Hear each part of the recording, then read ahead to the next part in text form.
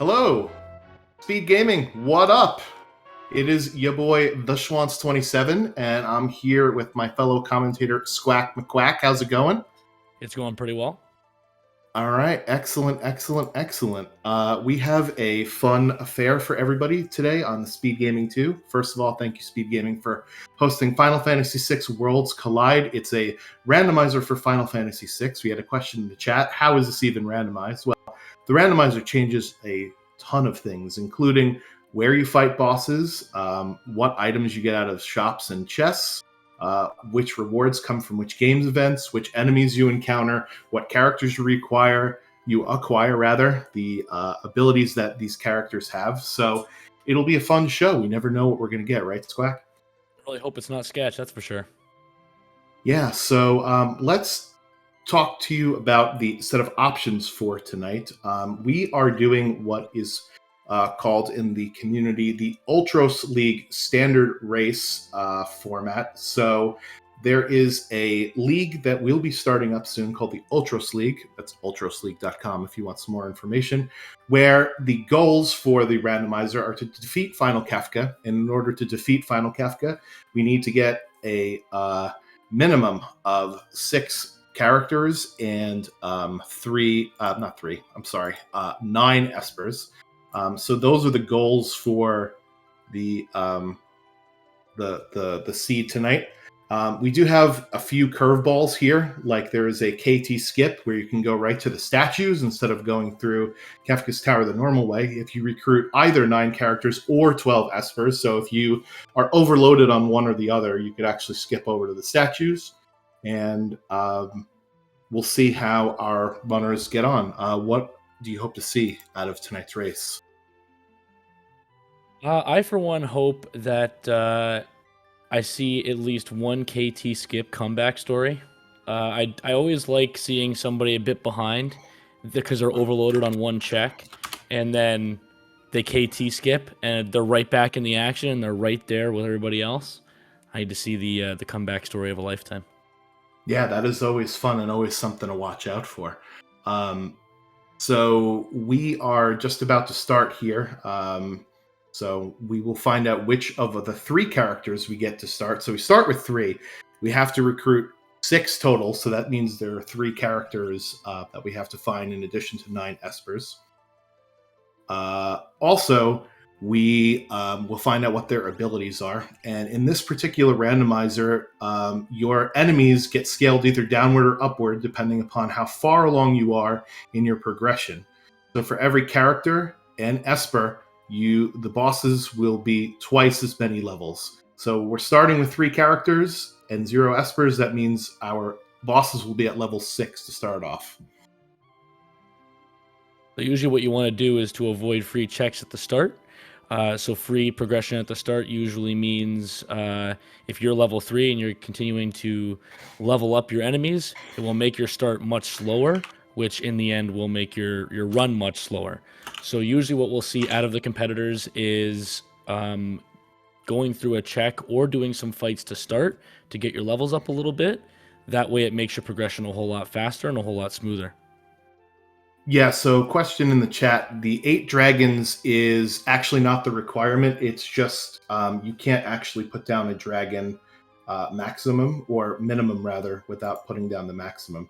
So if I clear that away, I can't actually put 1 dragon, can I? Oh, I can. All right, well, that's something new since the last time I did tracking. So we're learning this out on the fly.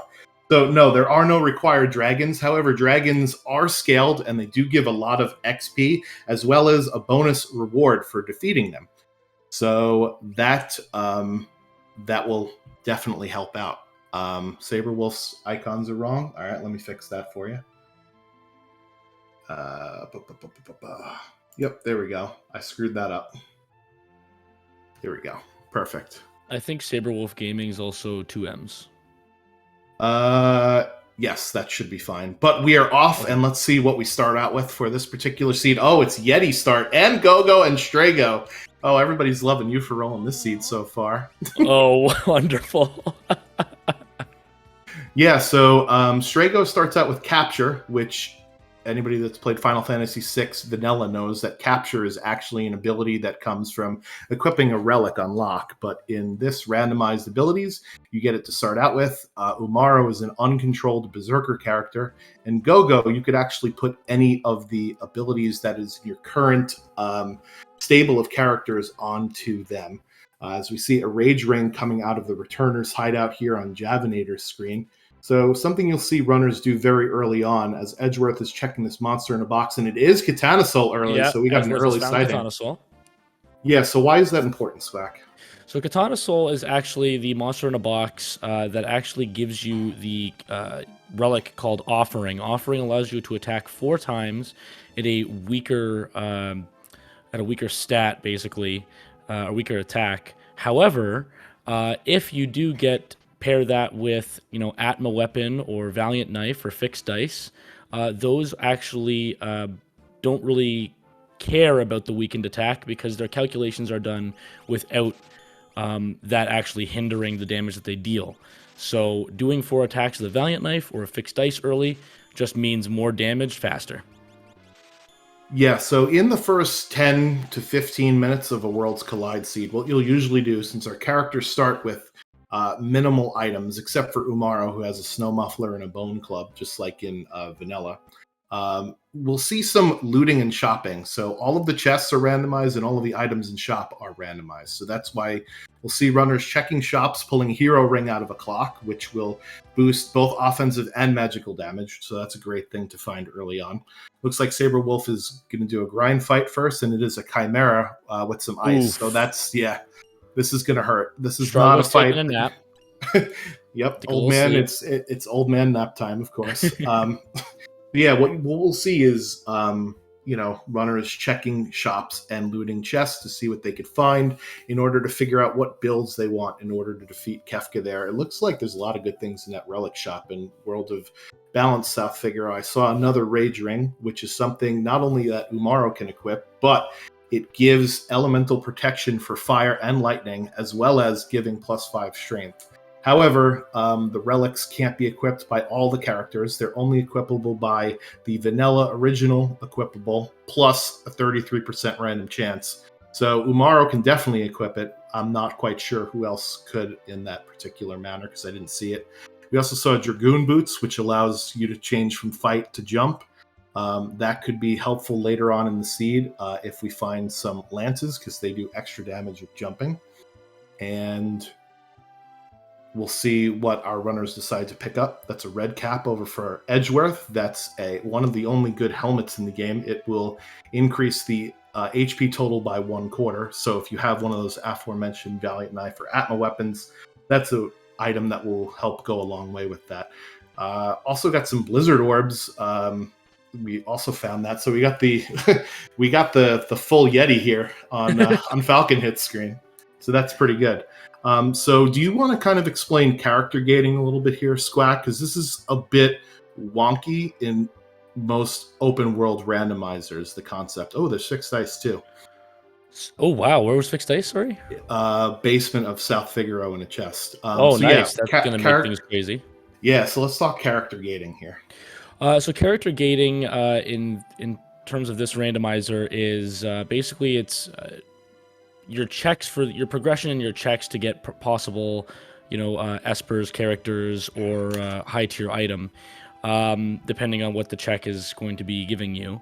And what that basically means is events that happen in the vanilla game, such as Terra. At the start of the game, Welk is an event that is gated to Terra. So if you have Terra, you can go fight Welk. If you don't have Terra, you cannot fight Welk, as Terra is specific as an event specific to Terra. That's basically how character gating works. There's a wide array of different events in the world that would require you to have a specific character to do. I know Umaro's is just Umaro's, so it would be World of Ruin in Narsh. That is his only check. He only has one because there's only really one story event for Umaro. Yep. And Strago's would actually involve Fanatics Tower, the Burning House, And there's one other one that I can't actually remember. It's Ebbets Rock. So That's it, Ebbets Rock. I hate that place. That's why I can't remember. You've blocked it out of memory. Yeah. You have purposely supplanted that particular place from your post-traumatic rock disorder. So yeah, it's sort of counterintuitive that in vanilla you would recruit Umaro in Yeti's cave, right? So it's kind of weird to say you need Umaro in order to do that particular check. But once you get used to it with character gating, it actually makes routing seeds interesting because instead of having the entire game to you, you only have certain subsections of it. As we see on Falcon Hit's screen, he reduced his party down to 1 and is landing on the Triangle Island in the northeast corner of the World of Ruin. So this means he's going down into the Zone Eater Cave. And our favorite thing about the Zone Eater Cave is you get thrown off the bridge by Chancellors. So can we get a prediction, chat? How many bridge throws will we see on Falcon Hit's screen? Winner gets some internet points. And I think the funny thing about that is, too, I remember I don't do Gogo's check very often because Gogo is not a one that only has one check, and it is Zone Eater. Ever since I had done, I think, my second ever run trying to do Gogo's check, I got demied 11 times before he engulfed me. Oh, my goodness. That's awful. 11 times in a row. And I don't think anybody has surpassed my my bad luck on that one ever. Yeah, so that was 0 throws for Falcon Hit, in case you were wondering. So I'm sorry, people that like, things like, wrestling. There's no throwing over the top rope here, at least yet. I tend to do Zone Eater first every time with Gogo, even without Warp Stones, because there are 10 treasure chests in here. If you fall down, there's 2 extra ones. And you get a reward here, and you don't have to fight anything, right? So it's a quick reward without having to fight things, and you get started off on your merry way. Javinator is in World of Ruin Thamasa. There's some chests outside, but you could also do the Burning House, which is one of Strago's checks, and we do see the Magicite Siren from Falcon Hit, so he is our first runner with some rewards on the board here. I, for one, am surprised I'm not seeing people go right for Burning House sooner than what they're going for. Gogo's check first is very interesting. It's not routing that I personally would take, but hey, I'm not racing, so we'll see how it pays off. Yeah, I usually do Gogo, and then I do a direct north line with my airship down to Thamasa, and especially with you have Strago, that's kind of a good 1-2 punch here. It looks like Javinator is heading into the Burning House, so this has some fixed encounters that are dodgeable, but let's be honest, trying to dodge these flames is really not fun. You really hate to see peepers, though. These fixed encounters will be easy, but they won't reward very much experience. We do have Gamble and Gogo, though. That's always nice to see. Was he the only one that could equip the fixed dice? It's definitely possible that they were the only one that could equip the fixed dice. Now, notice that Jav did not put Capture onto Gogo. Well, here's a little weird quirk about Capture, is that sometimes it does strange... 515 GP for that item there in... to Zenit, and it was only a red cap, but hey, even if you turn around and sell it, you just made a lot of money. That's one of the lowest to Zen thieves I've ever seen, triple digits. That was a steal. Well, anyway, speaking of steal, when we're talking about Capture sometimes does wonky animations with some of the items, one of which being fixed dice. So if you try to use the Capture command with fixed dice, you'll actually miss every single time. So don't capture with fixed dice, folks. That's interesting. Yeah, I learned it the hard way, as I do with many things I know about Worlds Collide, is you learn it the hard way here. There are PM Stalkers, though, so this is actually a really good fight for 2 reasons. Number one, these are undead enemies, which means you could just throw either a Phoenix down or a Revivify on one of them, and they'll just disappear. They don't really have much health. They don't really do much except for Drain, which only gives them HP back that they're missing, so it usually is like a 3 or 4 damage attack. And they give decent XP and MP per fight. So this is a really good mob to find here in the Burning House, Squack. Yeah, Umaro is also did some work on that last fight with Blizzard Orb, leveling the entire field there. So that made that really quick. And then he dodged a fireball, so his Burning House is going pretty well. Yeah, so Falcon Hit following Javinator into the Burning House. As we said, since Umaro dodging and Gogo... 2 fireballs. Yeah, there we go.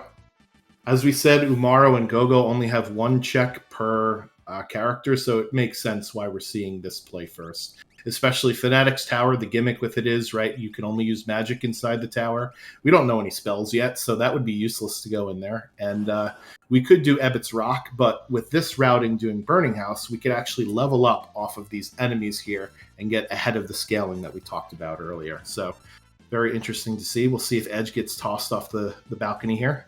So it looks like Falcon Hit had made a small miscalculation with Wing Edge against PM Stalkers. Oh, no. The Wing Edge has a chance of insta-killing enemies. However, if you insta-kill an undead enemy, it'll just come back to life. So that delayed him a little tiny amount, not much, but it delayed him a little bit. So I think he's reconsidering. That's why he had used Capture that second time.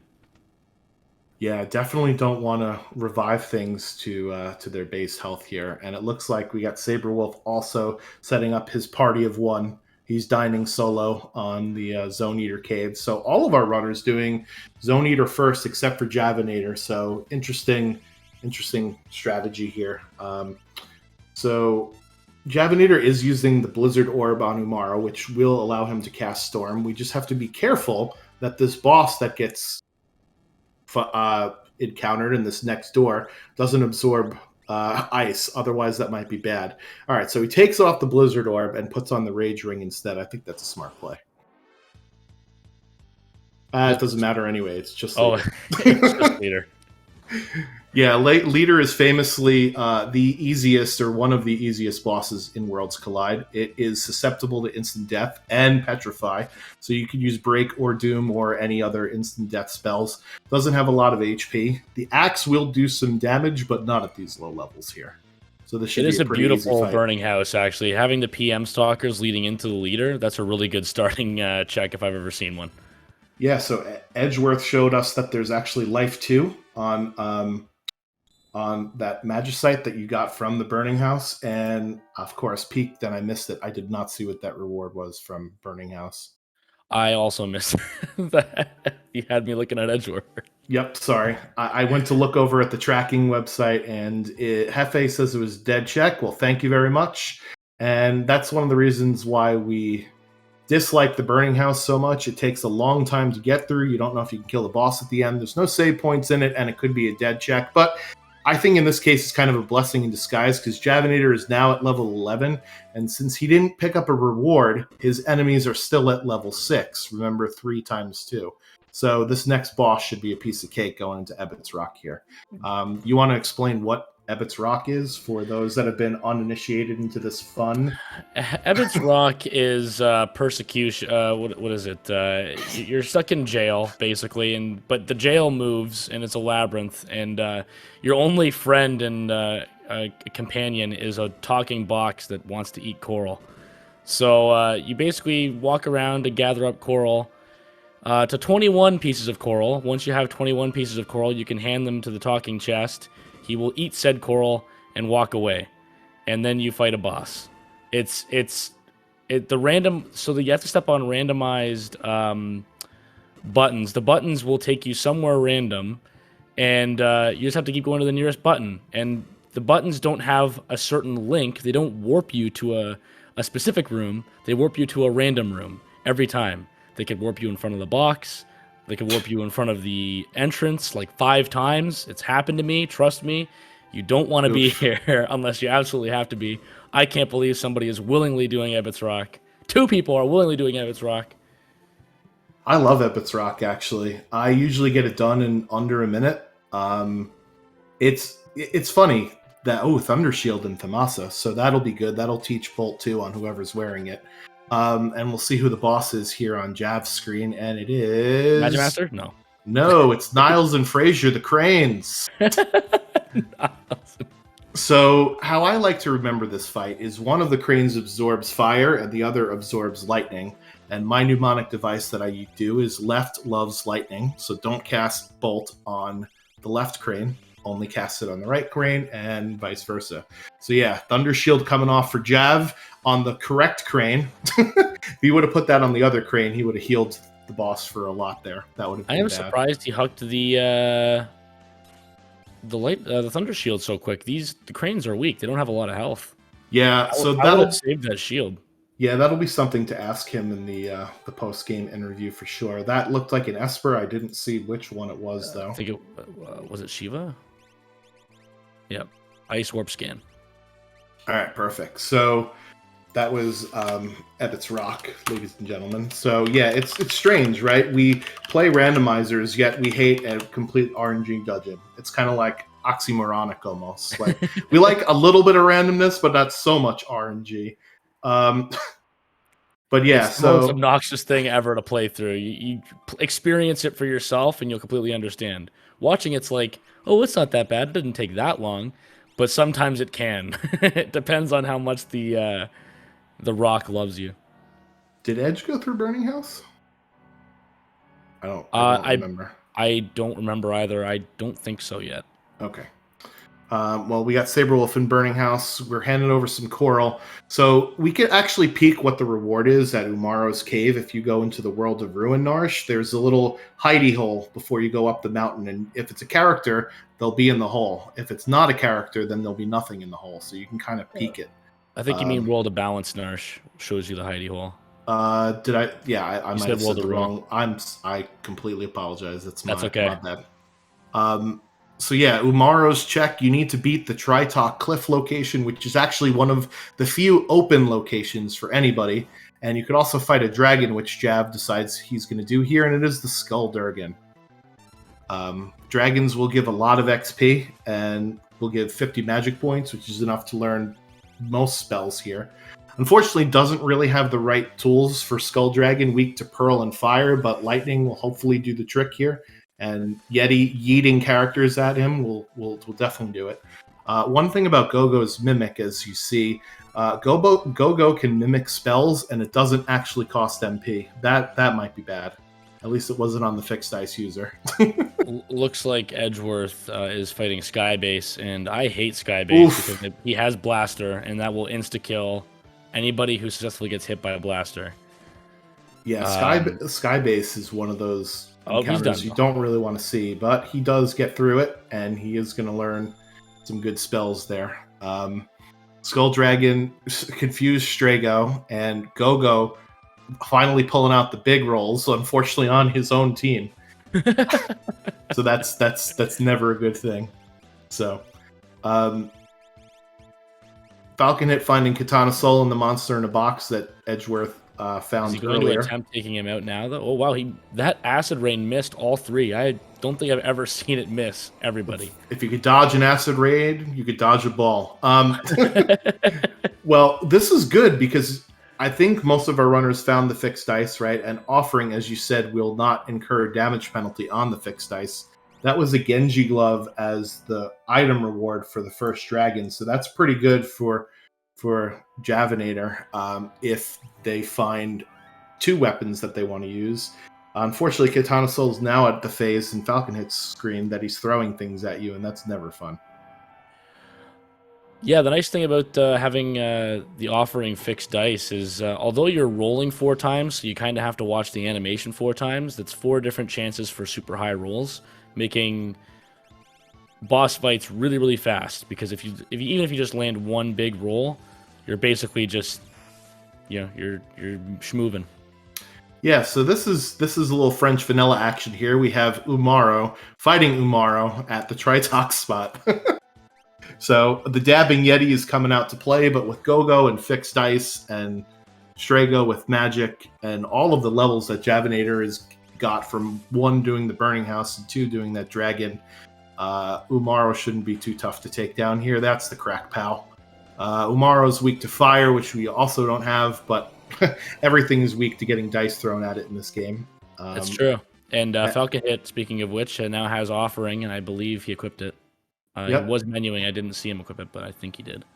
Edgeworth also taking down Katana Soul. It doesn't matter that one of your characters is dead because you don't get XP from that fight anyway. Odin's the Magicite for the reward at the Tritok Cliff. Just as a note, that can only be either Esper or item. You won't find a character there. I think that was Quake, Muddle, and 3 other spells that I don't see. I think one of them was safe. Okay, so it was 0 spells. I think, but it had a uh, bonus on it. I just didn't see the bonus. okay. Muddle is useful in like very few situations. Katana Soul actually being one of them. And he You hasn't can got do it Katana Soul yet. you can do it the vanilla speedrun strat of confusing Katana Soul, and then he will Slayer Edge himself. The Red Dragon can also be muddled. And that's, I think, about it. If there's anybody in the chat that knows more bosses that are susceptible to being confused, shout it out, and I will learn something today. I know Edgeworth that now heading into Ebbets Rock. I know that Hedonites can be muddled or confused, so they can turn on the Hedon itself. Interesting. Jav is not even going to check what the item is in the Yeti cave. So what I do is I will save at the point behind Tritalk, and I'll pull the item out. And if it's something I want, then I'll go fight the boss. If it's something I don't want, then I'll reset. So we didn't get to see what the item is, so sorry, chat. We'll have to have our guesses in the chat. What item do you think was at the Yeti cave? What is Sasquatch hiding? And it's not jerky. Okay, I know you've seen those commercials. It's not jerky. Dried meat is not a reward. Okay. Prince Cosmo in the chat is asking if spells on Espers are random too. Absolutely, Yes. they are random. Yes, so the spells that Espers teach are random. The cost of the spells are not random; they are static. The learn rate of spells are also random, and the bonuses of Espers are also random. So the only thing that's not random is the the magic's damage stats and how much it costs to cast. Everything else is randomized.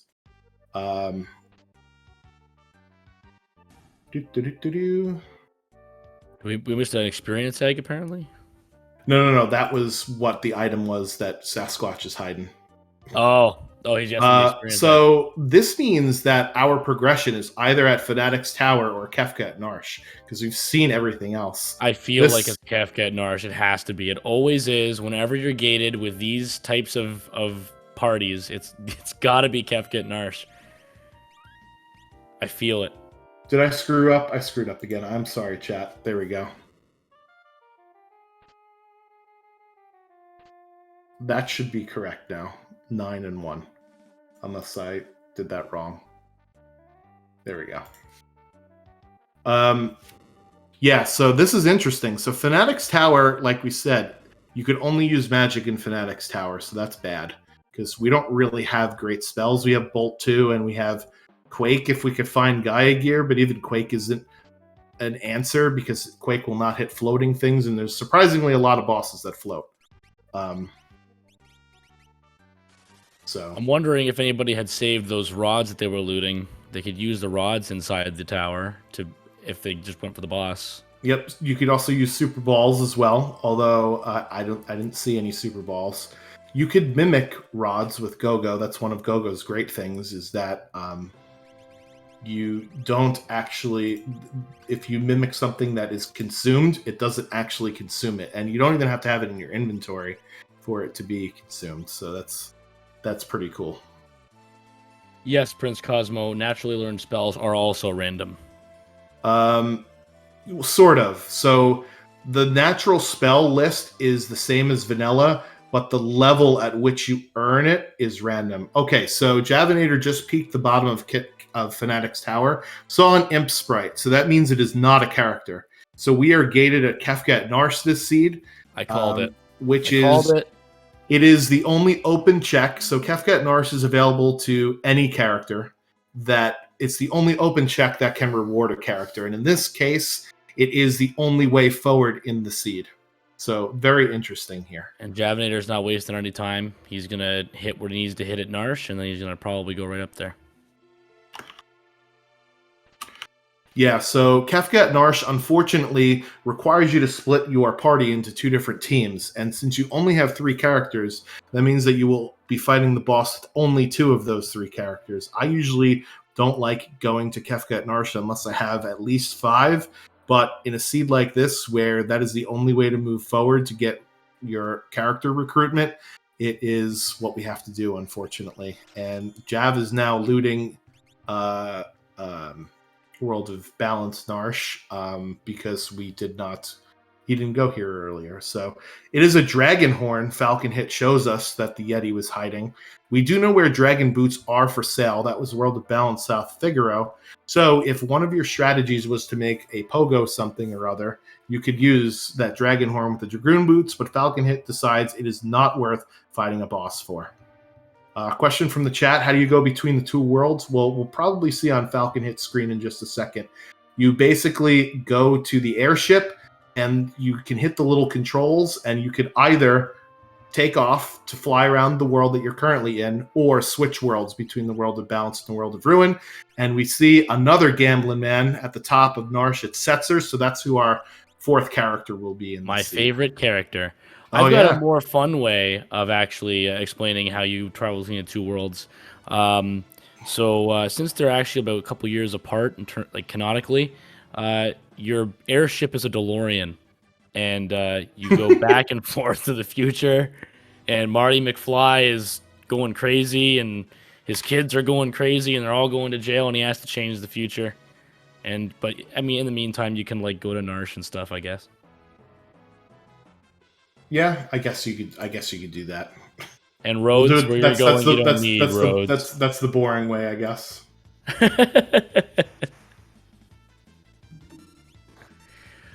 But yeah, Setzer is my favorite character, and he can wield fixed dice. He's vanilla. That's his vanilla equipment, fixed dice. So he can do that no problem. And if you were to throw those dragon boots and dragon horn on Setzer, instead of watching the animation for fixed dice, it's actually relatively quicker to let him jump during longer fights, I should say. So the boss that's gating us is my favorite punk band, Rizopus and the Piranhas. This is usually a bathroom break. In Worlds Collide, unlike in the vanilla speed run, the time before which Rizopus appears is randomized. I think it's anywhere from like 15 to 65 seconds. So I don't know the actual times, but it seems like forever and a little more than forever whenever you're trying to actually get your reward here at the end. But this is an easy fight, thankfully, for the Kefka at Narsh battle, because we only have 2 of our 3 party members here. I've been informed in the chat it's between 5 and 55, so that's a lot of 5s. As a question, do you get more experience per piranha that you kill? I don't believe so. I believe the experience is fixed based on the boss, the level of the boss. And so in Worlds Collide, there are tons of different options you can turn on or off. FF6WC.com, shameless plug. You could actually scale how much XP you get from a fight. In this case, it's based on our progression times 2. But no, I don't believe you get more XP for defeating more piranhas. You do get experience.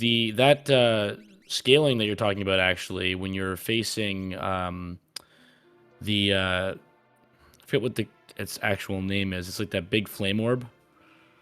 Flame Eater?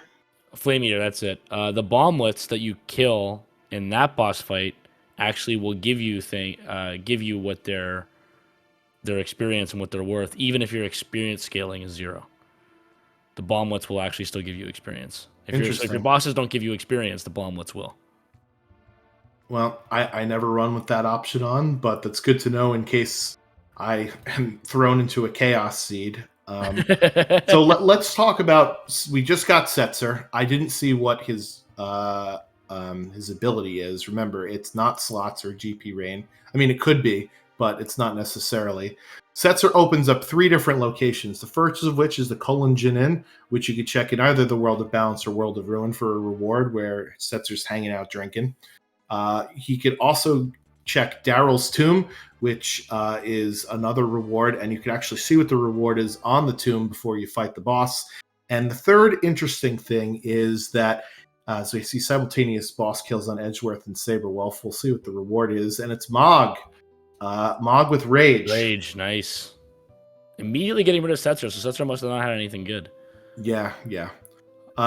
Setzer also allows this interesting thing called Search the Sky, which will automatically get you to the Doom Gaze spot. You could run into Doom Gaze as normally like you would in vanilla, or whatever's at the Doomgaze spot, because remember, all the bosses are shuffled around, so it's not Doomgaze that you'll fight by running into Doomgaze. But Setzer allows for you to automatically check that without having to find it, right? There's an option on the airship when you go over to the World of Ruin. We're not going to see Javinator do it. He's just going to go right back to Narsh and do Mog's only check, which is the Lone Wolf. Pretty linear seed so far, because we have 3 characters that have only 1 check. Right, and I was just going to say, Setzer doesn't specifically open the Doomgaze fight. You have a random chance of still hitting him. I have seen some races that were really cool to watch where there was one racer who actually hit Doomgaze and nobody else did, and it got him an Esper ahead.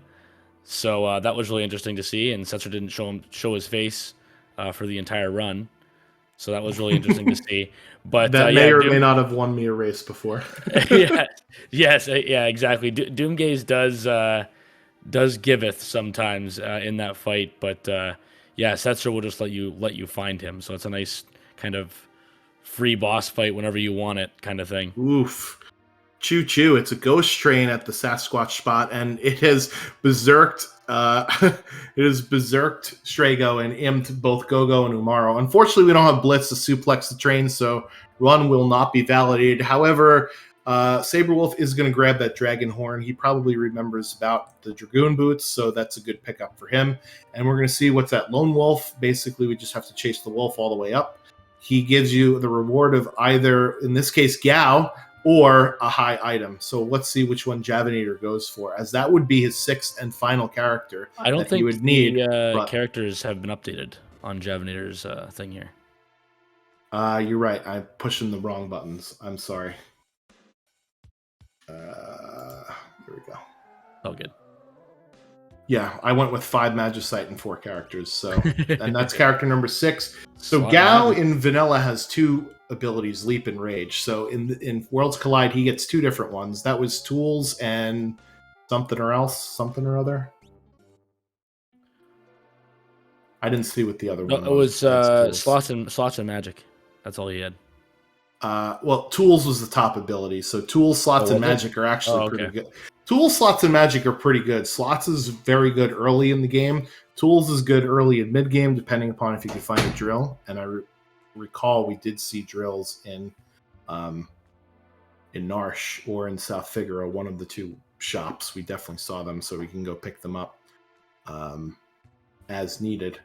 Edgeworth is going to get the bad news here that Kefka at Narsh is his only play.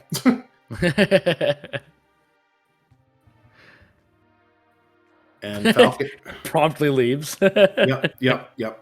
So one of the things that's cool about Worlds Collide in the character gating concept, like I said, is sometimes you could look at what the world event or the check is before you actually do it. And Fanatics Tower is one of those where if you look at the bottom and you don't see a character, you know that your reward is either an Esper or an item.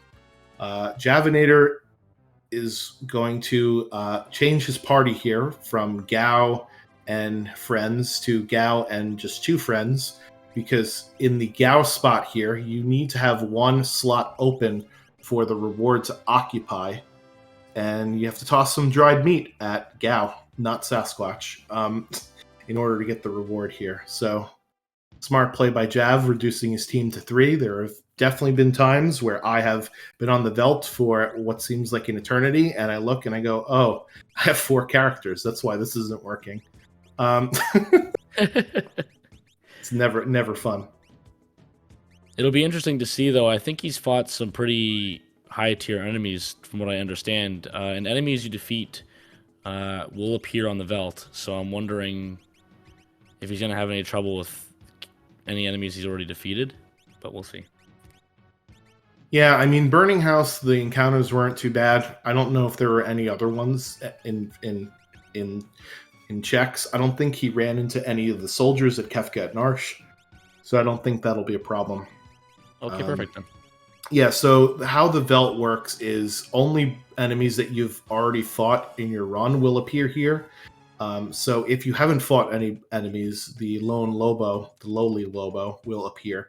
But since Javinator has fought a bunch of different enemies, they will show up here.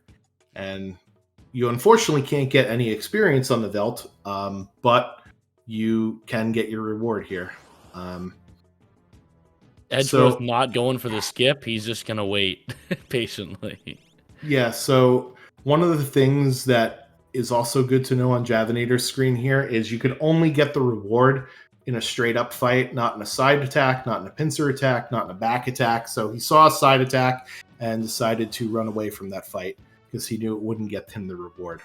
Mog has Rage, so let's talk about Rage in Worlds Collide a little bit. In the vanilla game, you need to leap on the Velt, and that concept doesn't exist in Worlds Collide, as Edgar is the reward here at Gao. So lining up all the characters here on Javinator's screen. So yeah, there's no leap in Worlds Collide. If you fight an enemy, you learn their rage immediately. So it cuts down on that sort of leap rage loop that you get from the Velt. GP Rain is Edgar, not a great not a great ability at the current time. Although it is defense ignoring, but you have to have money to use it, and we'll see. Oh, there's Stray Cat on Sabre Wolf's screen. He's going to be very happy when he finds Mog. Yeah, there's it's going to be I think with Rage as well. You get I forget what it is in terms of numbers, but you do get a healthy handful of rages to start too. So you don't have to just fight enemies to get rages. You also start with a really good variety of rages themselves. So really worth it to get somebody with rage at any point in the game. I mean, besides the end, I guess. But even then, it could be good. Yeah, according to the flags here, it looks like between 20 and 30 starting rages. So there's 255 in the game. So 20 to 30 is like 10%, which isn't great. But if you find one of those really high tier ones, then you'll be set for a while. Falcon Hit is showing us Daryl's Tomb, which is something we haven't seen yet.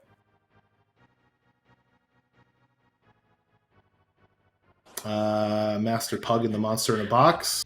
He's going to nope out of there as fast as possible. Yeah, that makes sense. Master Pug only rewards a Greatest, which is a dagger. And that's all I could say about that. Javinator in the Serpent Trench now, which is Gao's second check. Ooh, it's a gem box reward on the tomb. So Daryl's Tomb is also a big whiff. Wow, this is a very linear seed so far, which is unusual for Worlds Collide, right? With the requirements just being get a number of characters, get a number of espers. Usually you see great route divergence, but not in this particular seed. It is good on one hand because then it shows which of the runners is actually executing the best, but it also, sometimes is nice to see wildly different paths through a seed to make it out at the end.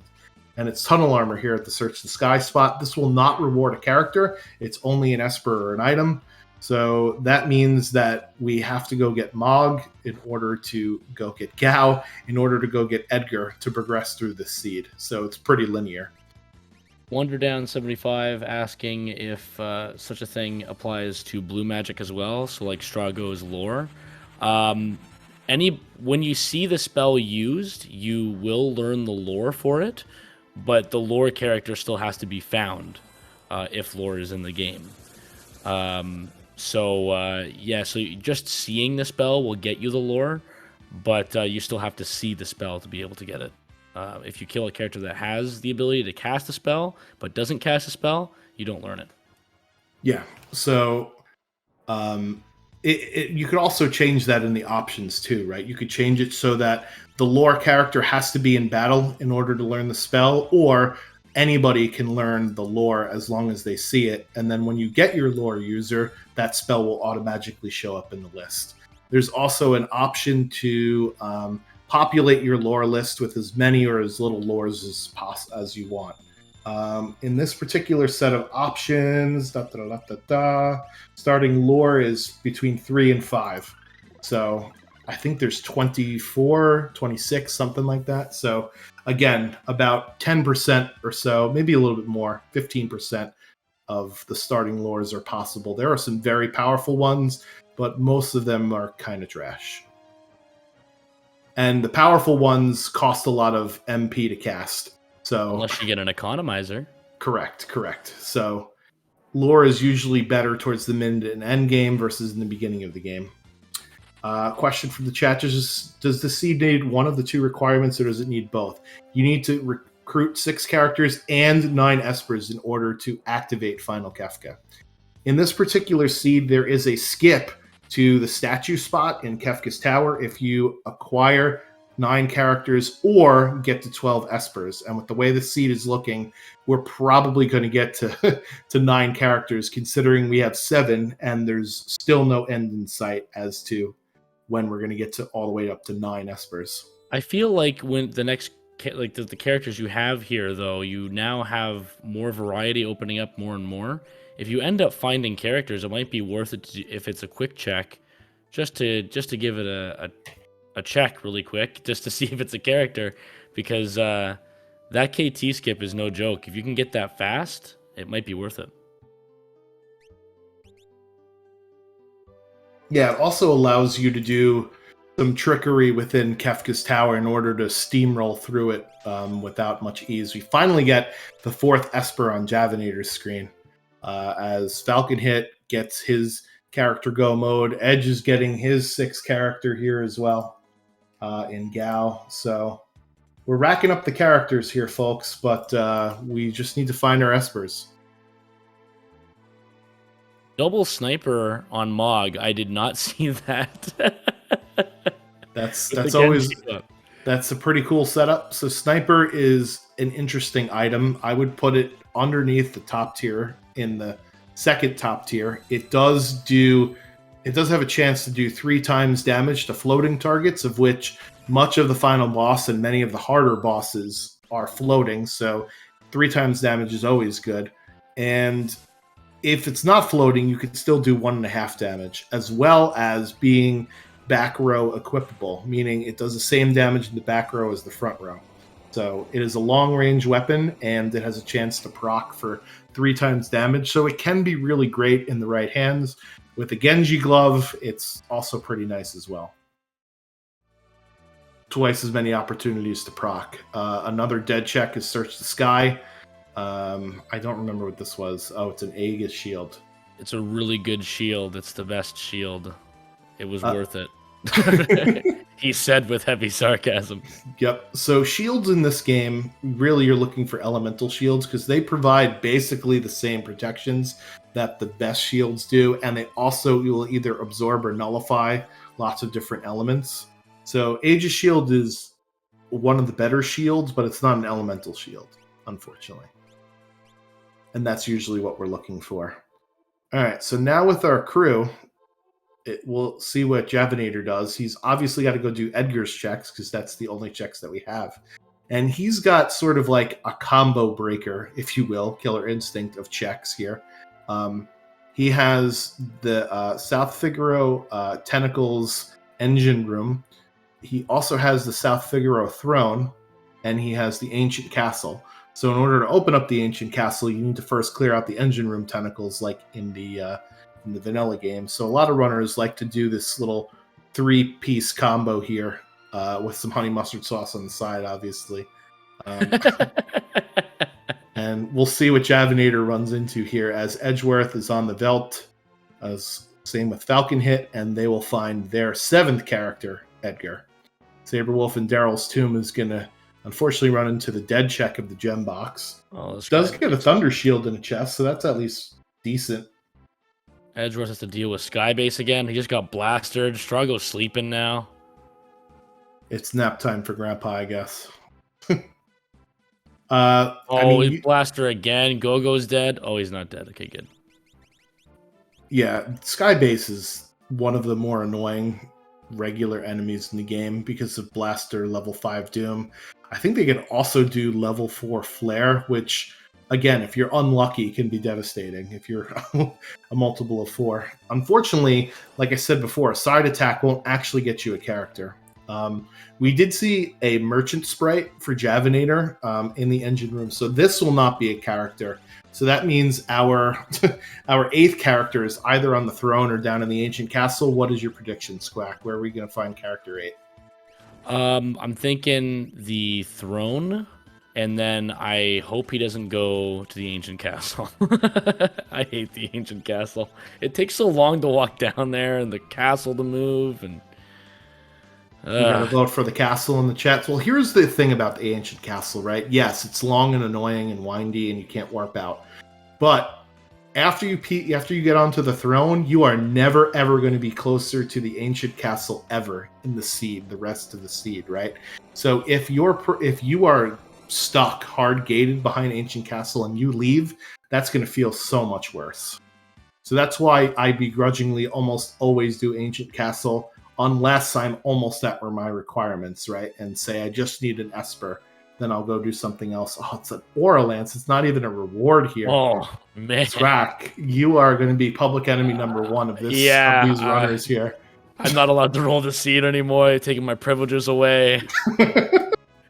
I just kind of sit in the corner now and with my microphone. Hey guys, I didn't roll the seed today. It's gonna have to be somebody else. Big oof. I'm in timeout.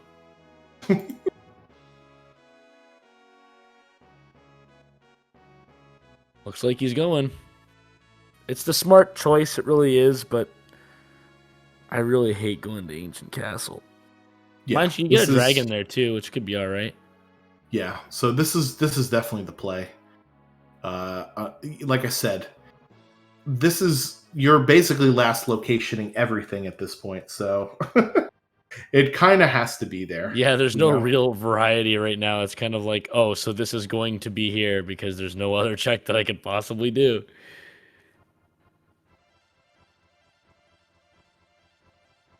Yeah, so down in the Ancient Castle, there are 2 monster in the boxes, but since we already found the Katana Soul, we don't really need to go looking in them. There is an optional dragon down here, and there's a reward. So we'll see if Jav does the dragon. He's already done 1 dragon. At this point, he's got to be feeling like this seed is such a sluggish slog that maybe I don't take this dragon. Although, it's one of those things where the more levels you get, the easier the game becomes. That's the most important thing in Worlds Collide is levels, and Shadow. That looks like Shadow. So Master Mars is right. It is in the Ancient Castle. We do get Shadow. Shadow does open up 3 different checks. Actually, it's technically 5, but you get the Gao Manor House in the World of Balance, which doesn't require any fights. You just go there and get your reward. There's the Cave on the Veldt in the World of Ruin, which you could look at before you get the reward. It'll be lying on the ground there that Interceptor brings you to. And then there's the Floating Continent, which, thank goodness, we don't have to wait until 5 seconds in this particular iteration, but it is a 3-part check, and it's a rather long check, right? The first part is 3 fixed encounters and 2 bosses before you get your first reward. Then you have to walk through the entire continent to get the second reward at the Atma weapon spot, and then you get yeeted off the mountain by Kefka, and you have to walk through 2 more fixed encounters and a boss before you get reward number 3. Yeah, I like Floating Continent. I'm a fan of Floating Continent. I feel like every time I go to Floating Continent, my progression just boosts so quickly. I feel like I always get Espers or characters up there. I never feel like any of them are dead checks. I actually can't remember the last time I got a dead check up on Floating Continent. Well, it's funny that you mentioned that. So Floating Continent's first and third check are always either character or Esper. It's the second one that can reward an item. Shadow has Morph, which is situationally good, but I guess better than Gogo right now, so we'll put him in. Umaro is still in the party. Umaro making the cuts after 8 characters, so Jav with some love for the Yeti. So that's a controversial play there, Spack. It really is, but I like it. I'm a fan of it, and I hope he... he's getting the bucket. Is he going to get the chests on his way back? He is. Yeah, so the other good thing about Ancient Castle is there's a lot of loot down here. Whether or not you want to go out of your way to get it is another story. Some of it's on the way, some of it's not. But if you're feeling like you don't have a lot of equipment, then it's good. He is digging in this monster in a box. Maybe he's hoping for pugs. Or Gigantos is a good experience, though, if he's able to... Yeah, use that Odin instant death. So Gigantos is instant death and petrifiable. That's now a word. I said it. So if you can instant kill it, you could certainly get some XP from it. I don't know. Yeah, this is interesting. I wonder what he's looking for here. Like I said, maybe pugs with Minerva is the only thing that I would want at this point. Does he still have capture on his crew though? He doesn't even have a steal to be able to steal the Minervas.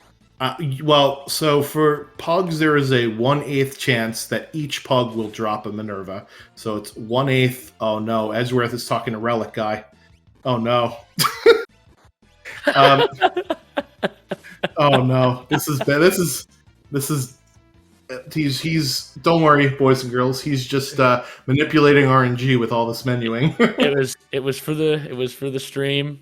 He wanted to see the guy run into a wall with the running shoes. Or sprint boots, or whatever he actually uses. I completely lost my train of thought now. We've all done it. It is what it is. It's so true, though. I'm sure we've all at one point tried to talk to the Relic Guy really quick and accidentally talked to the guy to watch him run into a wall. Oh, goodness. So yeah, there's a 1/8 chance that each pug will drop a Minerva. So it's one of those things where, it's not a very likely thing to happen, right?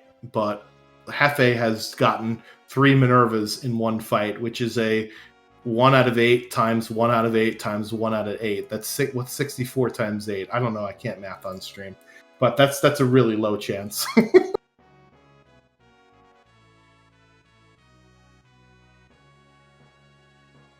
512. There you go. I didn't use a calculator, I promise. Yeah, so 1 in 512 shot. That's pretty low odds. All right, so now that we have Shadow, now we could look forward to see where we think our next progression is. Unless there's a character here on the throne. There isn't, and it's a big... Oh my god. If I was at 8-4 at 52 minutes, I would have just deleted the seed off of my PC. There is a dragon horn in the box there, though, so that's pretty good. Schwantz, didn't you just say that you wanted to try this seed later? Yeah, I'm not. I preemptively moved this seed to my troll seed folder. I have 2 folders on my in my ROMs thing. I have jet seeds, where I'm like ones that are pretty fast and ones that I can go back and do later. And then there's a troll seeds folder. This one, it's going straight in the troll seeds folder. I'm not even going to open it. It's like 15 dead checks. Oh, man. Oh, I'm crying. All right, so now that the throne is not a character, and we'll just leave it at that, our next character must be at one of Shadow's checks. So that's where we'll see Javinator go, because those are the only checks that he has left. It's a recurring theme at this particular point. So, dual flame eaters here from Edge and Sabrewolf. Oh, dragon boots were bought by Javinator. Yeah, there we go. He's gonna do it. He's gonna do something.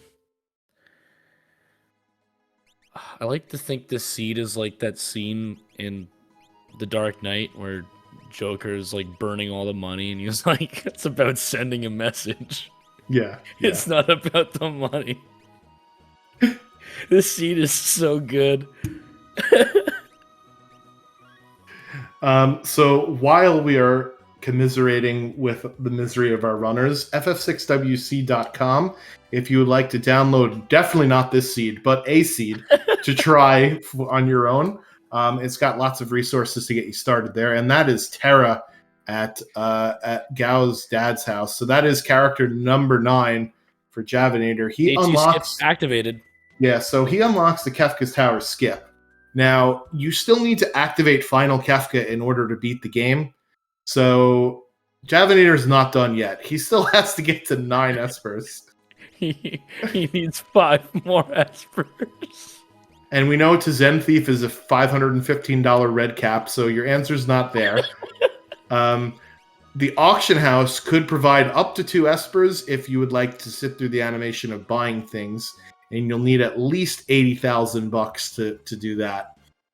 So we're going to go on a massive selling spree if we want to do that way. But Terra does open up 5 different options for us, which is great. And this late in the seed, I would hate to go to Floating Continent. So Terra opens up the Imperial Base, which is exactly where Javanators go in here. There's a lot of loot in the bottom, and there's no battles to fight. And you could just go ahead and go on down to the end of the Sealed Gate Cave for your reward. There's also the wealth check that we mentioned before. There is World of Balance Zozo, where you definitely don't want to talk to the conga line of people. There is the Leet River, which God help us all if somebody does the Leet River at this point in the race, because it's a lot of fixed encounters and a boss at the end. And finally, there is the World of Ruin Mobliz check, which you could actually peek and talk to the little girl for the reward beforehand. I'm surprised he's not going to the Esper Cave.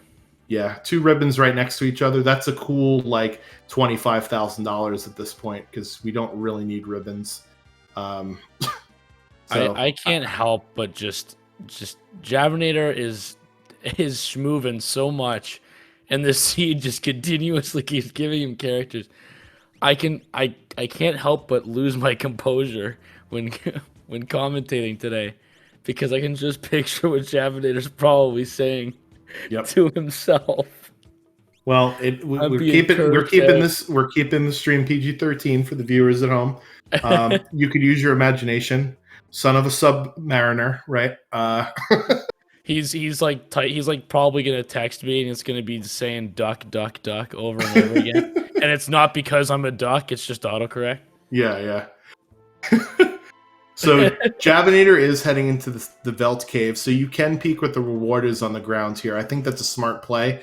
He knows he needs Espers, and go to the checks that you could take a look at what the reward is before you actually do them. Now, what will be interesting is we saw an imp at the bottom of Fanatics Tower. Do you think that any of our runners will go up Fanatics Tower to get that potential Esper there? I feel like someone's going to have to give it a shot. I feel like it would be a Magicite. Like an Esper. I feel like it would be, but it could be a dead check. If we had dead check Burning House and dead checks Fanatics Tower, then I'm done. I'm just not playing this game anymore. I'm gonna get a new custom role in the Worlds Collide Discord, and it's gonna be just jail, and I'm not allowed to talk or roll any seeds anymore. Speaking of the Worlds Collide Discord, you should probably join that if you have any interest in actually playing or watching more of these. Yeah, so the Discord. Wow, I can't even speak anymore. The Discord link is in our command right there, so join the Discord if you would like to make fun of our seed roller for this evening, or if you want to learn more about the game, or just join a wonderful community. I have a lot of fun with everybody as Edge picks up character number 8. Celeste. Is there another? Oh my god! Wow. That is Celeste in the Velt Cave. So that's why you do the peekable checks now. He just leaves. Oh, yeah, I would have left her. I would have left her on the floor. I'm sorry. He just probably sighed so heavily and left. I'm sorry, Interceptor. You're going to have to carry her out on your own. But the funny thing is if there's dead checks and he has to go back for her. That would be atrocious. That would be supercalifragilisticexpialidocious, actually. Oh, God, would it ever? Well, just in case we're wondering at home, Celeste does open up 3 different checks. The Opera House in the World of Balance, which has some dodgeable fixed encounters in the form of rats before the boss. It has the South Figaro Prisoner, where Locke finds Celeste in the vanilla game, which is no battles, and then it has the 3-parter of Magitech Factory. The first 2 actually are either Esper item rewards, so maybe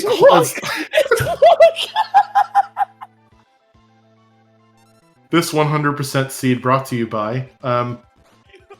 So actually, Celeste might not have been that terrible, because the first 2 rewards of Magitech are only Esper item, right? So if we're looking for Espers, that might be it, but I don't want to get character number 10. This is, yep.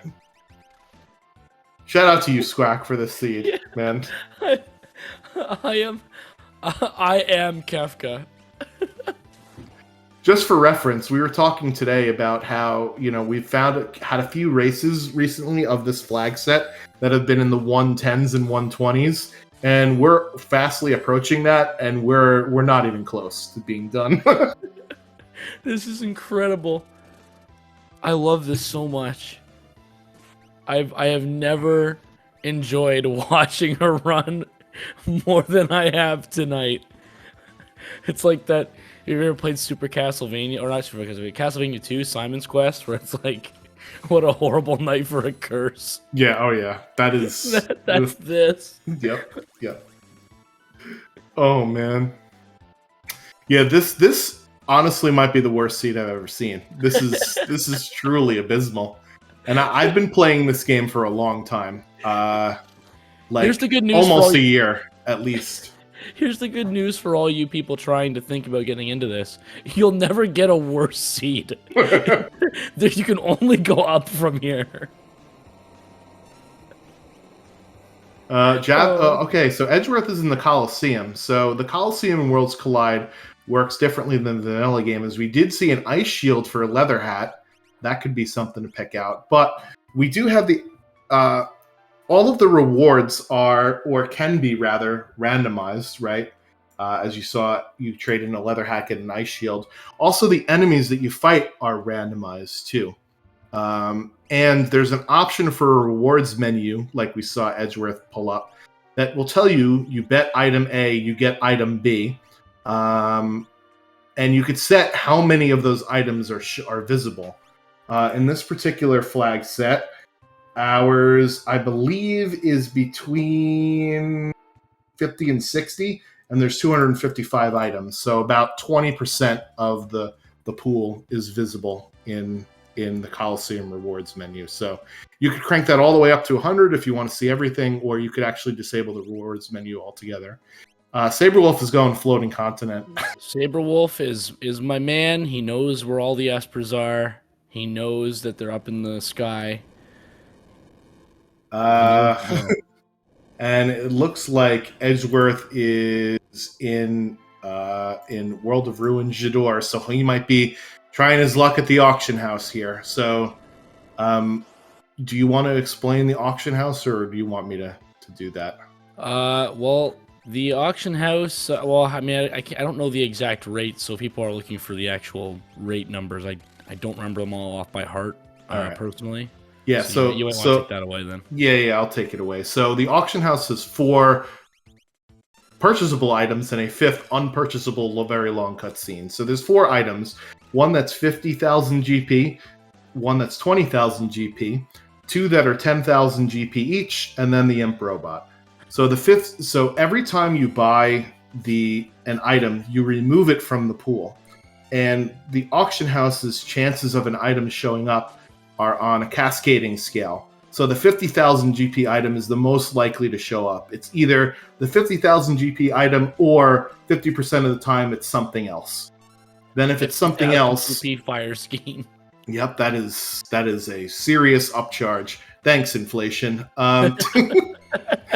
So now that you bought the $50,000 item, it's out of the pool. So the only things you can get are the $20,000 item, which could be an Esper, a $10,000 item, which could also be an Esper, another $10,000 item, or the Imp Robot.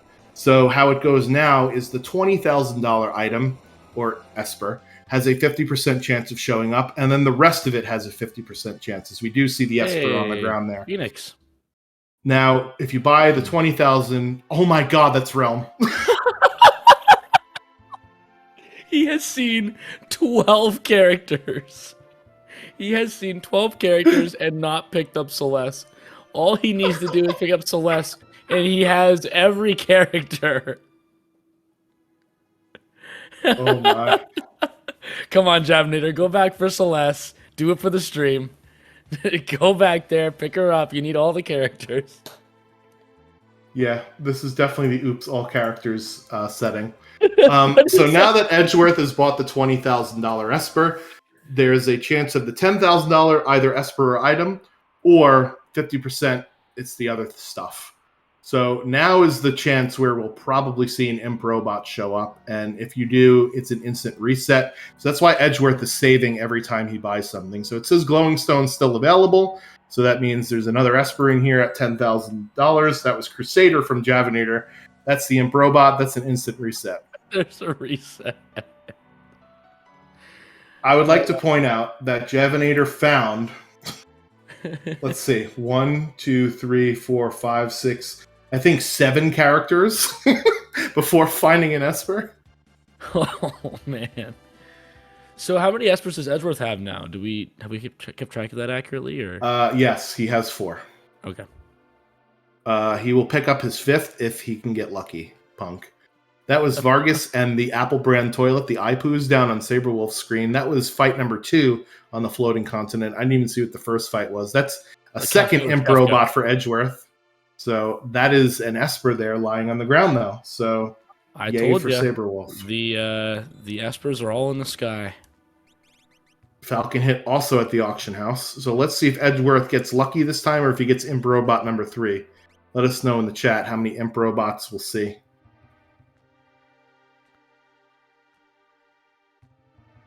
And there's his Esper. So interesting thing. Since Javinator did defeat the Welk spot for Terra, you could actually choose the item that you neglect in Locke's weapon shop behind Welk. Yep, Auction has double Esper to Zen Thief has a $515 red cap. So this seed. I mean, I don't mind Auction House. I know that it's got merits because it forces you to think about what you're spending your money on. But this seed would probably be my worst nightmare. Magic Power +1.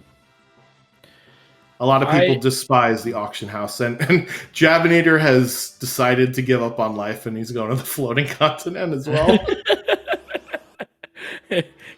I tell you, the problem is I hit all the Espers on in the sky. So, with all of the options that he now has available, because with 11 characters, the character gating basically is non-existent. He decides to go to this 3-part, extremely long floating continent. This is just pure frustration, I think, for Jav. Little does he know, he is so far ahead of everybody else. Actually, no, he's not, because everybody has the required characters, and now Edge has got the same number of Espers. The only thing he has is KT skip active, and I think that's about it. That's the only Cat one Scratch, Sabre Wolf, Cat Scratch double sniper for quad 9s on Ultra. See you later, ulti. Nice. And another fixed dice. It's another fixed dice. I feel like the Spanish comedian with like several teeth missing, just laughing at everything that's happening in the scene. Yeah, like this is awful. But as more characters appear, the picture gets more distorted. Oh, this is disgusting. I feel like I need a shower after watching this stream. Oh my god, this is awesome. I have never played a seed as bad as this. I'm so glad that if I play a bad seed, it's like, well, at least it wasn't that one on stream.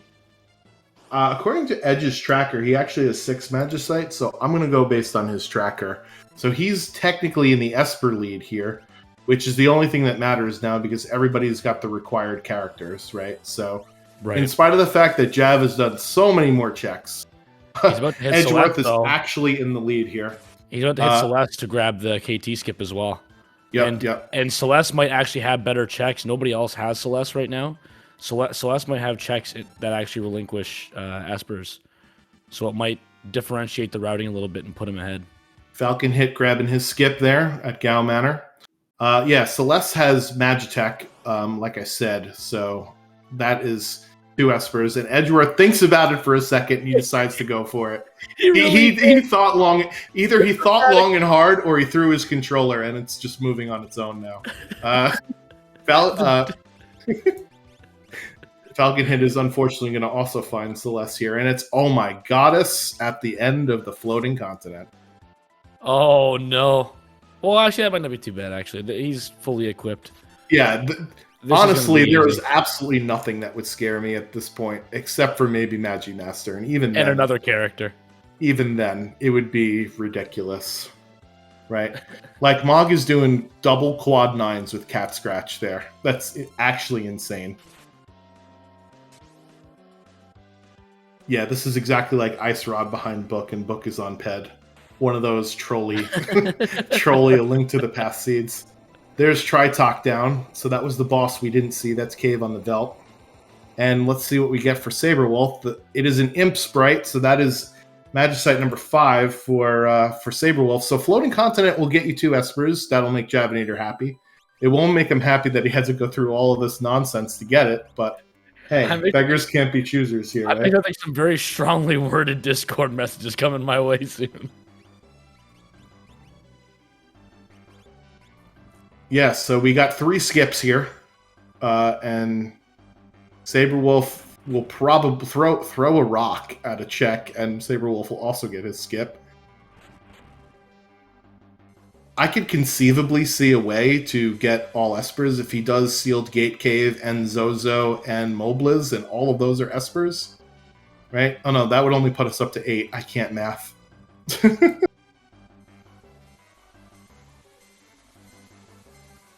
Ice Rod behind Book on Ped requirement on Lumberjack. Where would you then put Boots? Boots on Pyramid, or Moon Pearl on Pyramid? Now we're getting just straight up awful. Boots are in Ganon's Tower? I don't think that's even possible. Unless you don't need the Ice Rod to beat the seed, right? If Turtle Rock's a pendant dungeon. Anyway, we're talking about a completely different game here. Terra. Edgeworth does pick up Terra, so we're in double-digit characters now for Edge as well.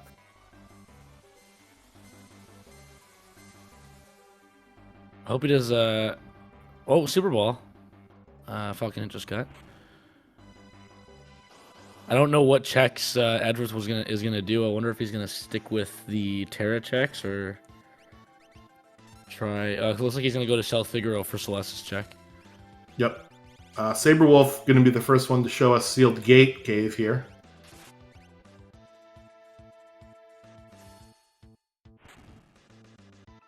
Yeah, it's interesting. I started with Super Metroid Randomizer. The tricks were too hard for me, so then I did A Link to the Past, and the tricks got harder and harder for me. So I decided something that's not mechanically inclined. As you see Edgeworth getting, I think that's Magicite number 7 for him, putting him squarely in the Magicite lead. Down in Celeste's cell. He hasn't peeked what Stray does yet. Looks like he's about to. Life 3. That'll be good for Final Kefka, although we've got Golem anyway. Oh man, a Dragon Horn? Is that Sealed Gate Cave? Woo! Oh man. We are on fire, folks. It wasn't funny after I had laughed so hard, and then it got funny again. That Imperial is a villain. He's just staying in front of him. We'll let him out of the. This is great. SMZ perfect. Yeah, maybe I'll give it a shot one day.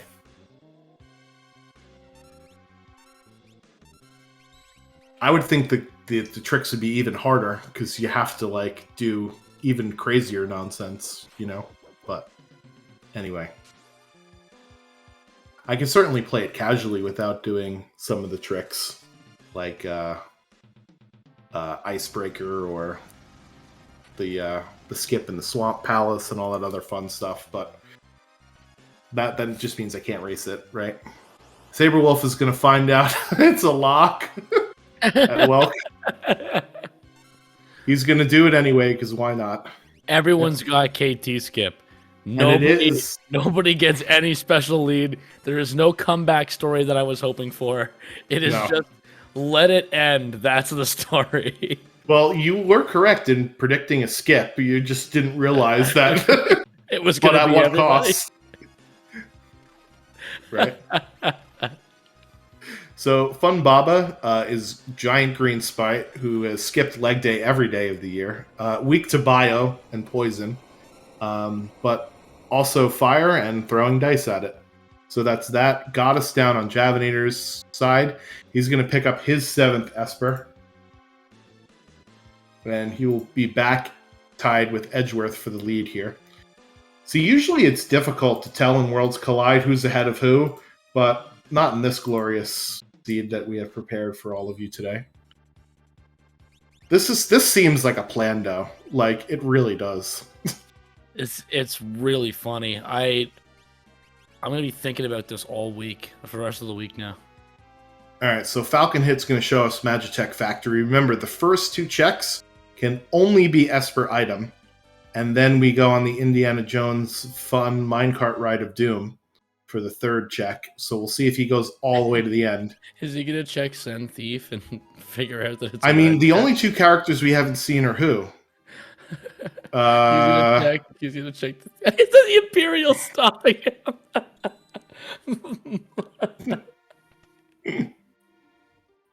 We haven't seen Sabin, and who else are we missing? Oh yeah, we don't have Sabin yet. I thought we did for some reason. Who are the 2 characters we're missing? Sabin and we've seen Realm, right?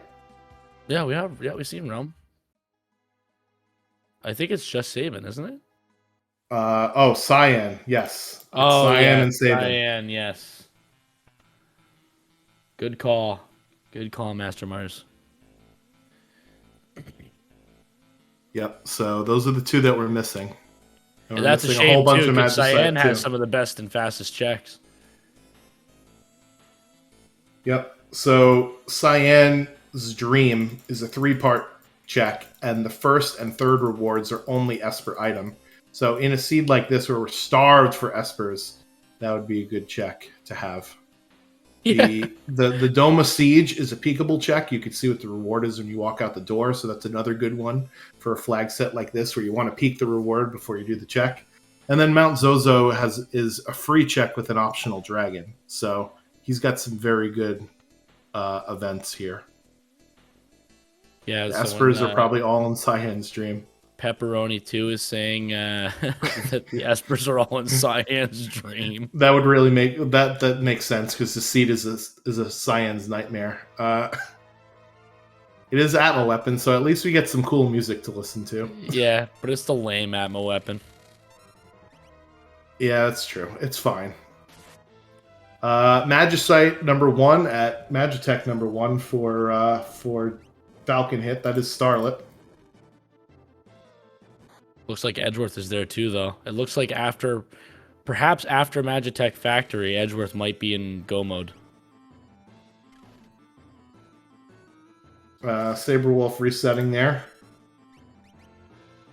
After finding out it is indeed Realm.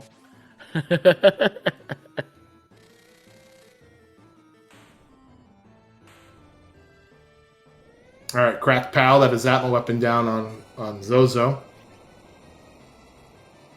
Atma weapon is not nearly as beefy as he is in Vanilla. In Vanilla, he's very scary because it's the first time you run into spells like Flare and lots of AoE attacking damage. But with how scaling works in this game, he's not as formidable. Hey, there's an Esper for Javinator as well.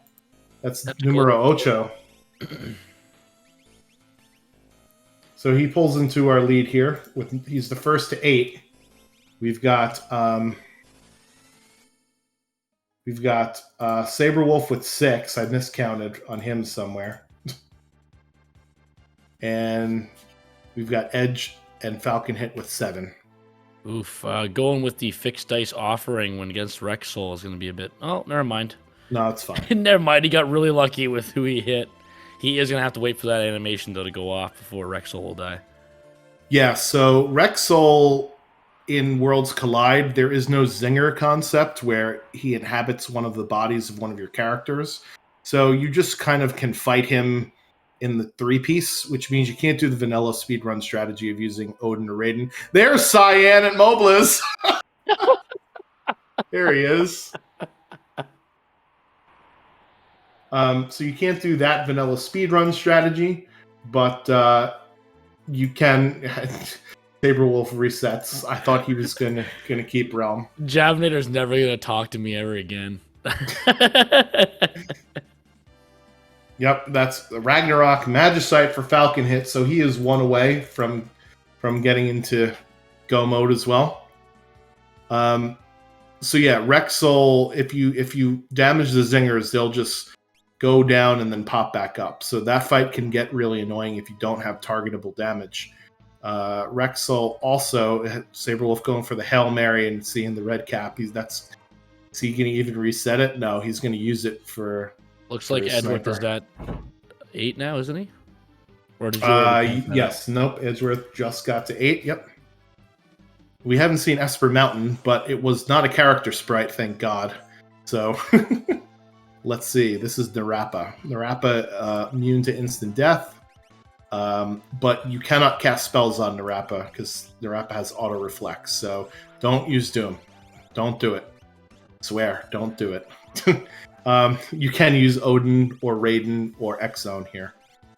Yeah, Narapa the Rappa. Like that PlayStation game. Yep. Falcon Hit is going to be happy when he sees his Esper after climbing up Mount, or regular Zozo here, rather. And let's see what we get on Jav's screen. That is Magicite number 9. Hallelujah! We are in go mode at 1 hour, 21 minutes, and 20 seconds. Javinator needs to get the heck out of here. Actually, all things considered, 120 go mode is not terrible. It's just I'm so used to being in go mode like 15, 20 minutes ago. Yeah, I think we're just thankful that somebody's in go mode at this moment in time. Yeah, so we'll see if Javinator heads right to the statues or if he does any shenanigans. I think with the amount of checks he's done and the amount of levels he's done, we don't need shenanigans. We're going straight to the statues. Let's get her done, as Look at all the some comedian says. Yeah. We could bring the whole. We're rolling deep up into Kefka's Tower. We'll bring the whole crew aside. You know, Javinator had the Yeti in his party for so long, and now he decides to leave the Yeti on the ship. That's some disrespect there. Yeah, he was a loyal comrade. Oh man. All right, and that is Edge in go mode with his 9 Vesper as well. Dueling Atma weapons on the bottom halves of your screens here. Let's see what Kefka's Tower has in store for us. Chatternook, which is not a fun boss. In Worlds Collide, we have a flag that gives Chatternook more demon. So this fight in Vanilla is notoriously awful because it switches forms between the girl form here, which is the unkillable form, and the demon form, which is the only form you could actually hurt. So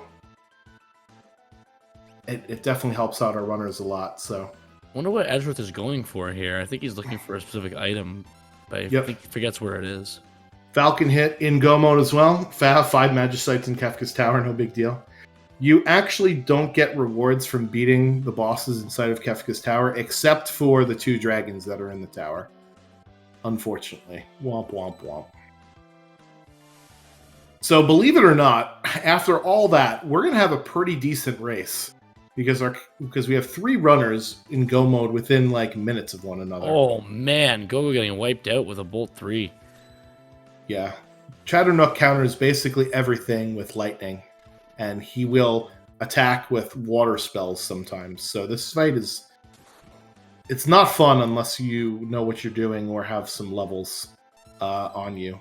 Because it can get out of hand with the amount of counter. And you have the sheer number of counterattacks. You have to consider, too, the level of these enemies. They have a lot of characters and espers. Yeah. Oh, yeah. It's those times 2, right? So Javinator's fighting a 20 times, so level 40s of these characters, and their magic is no joke at those high levels sometimes, especially Chatternook.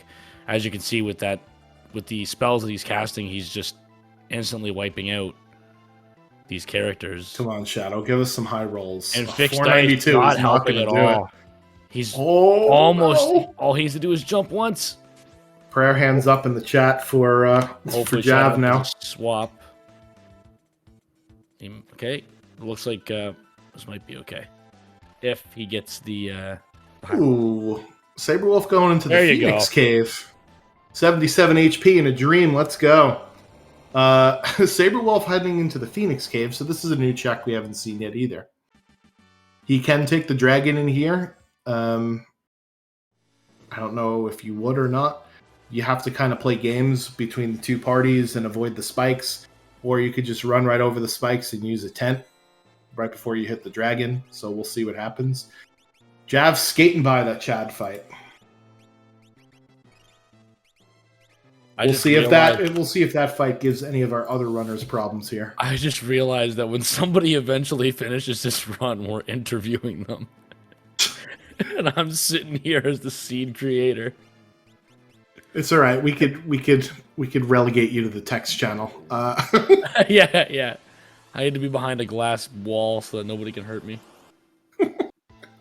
Get down, Mr. President. It's Ultros 4. Yeah, with Chupon. Chupon gonna give everybody COVID at the end of this fight and sneeze on everybody and blow them away. Chupon is weak to ice, so throw your ice at him. Not your money, throw your ice. There you go.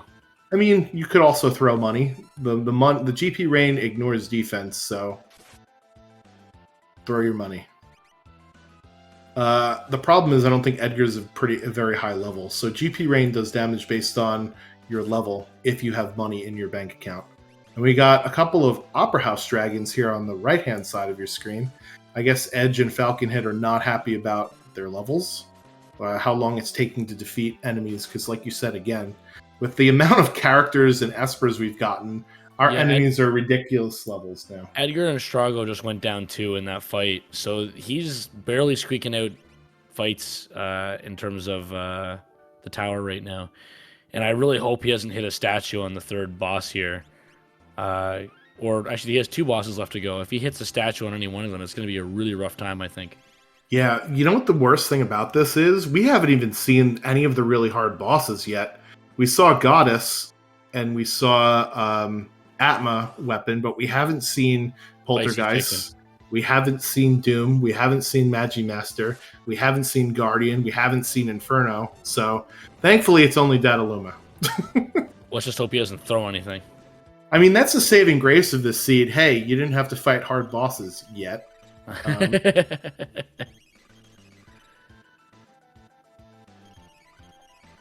All right. Dirt Dragons are down for our right-hand side runners. That's, in my opinion, the toughest dragon to take out. We'll counter with a very hard physical called Honed Tusk every time.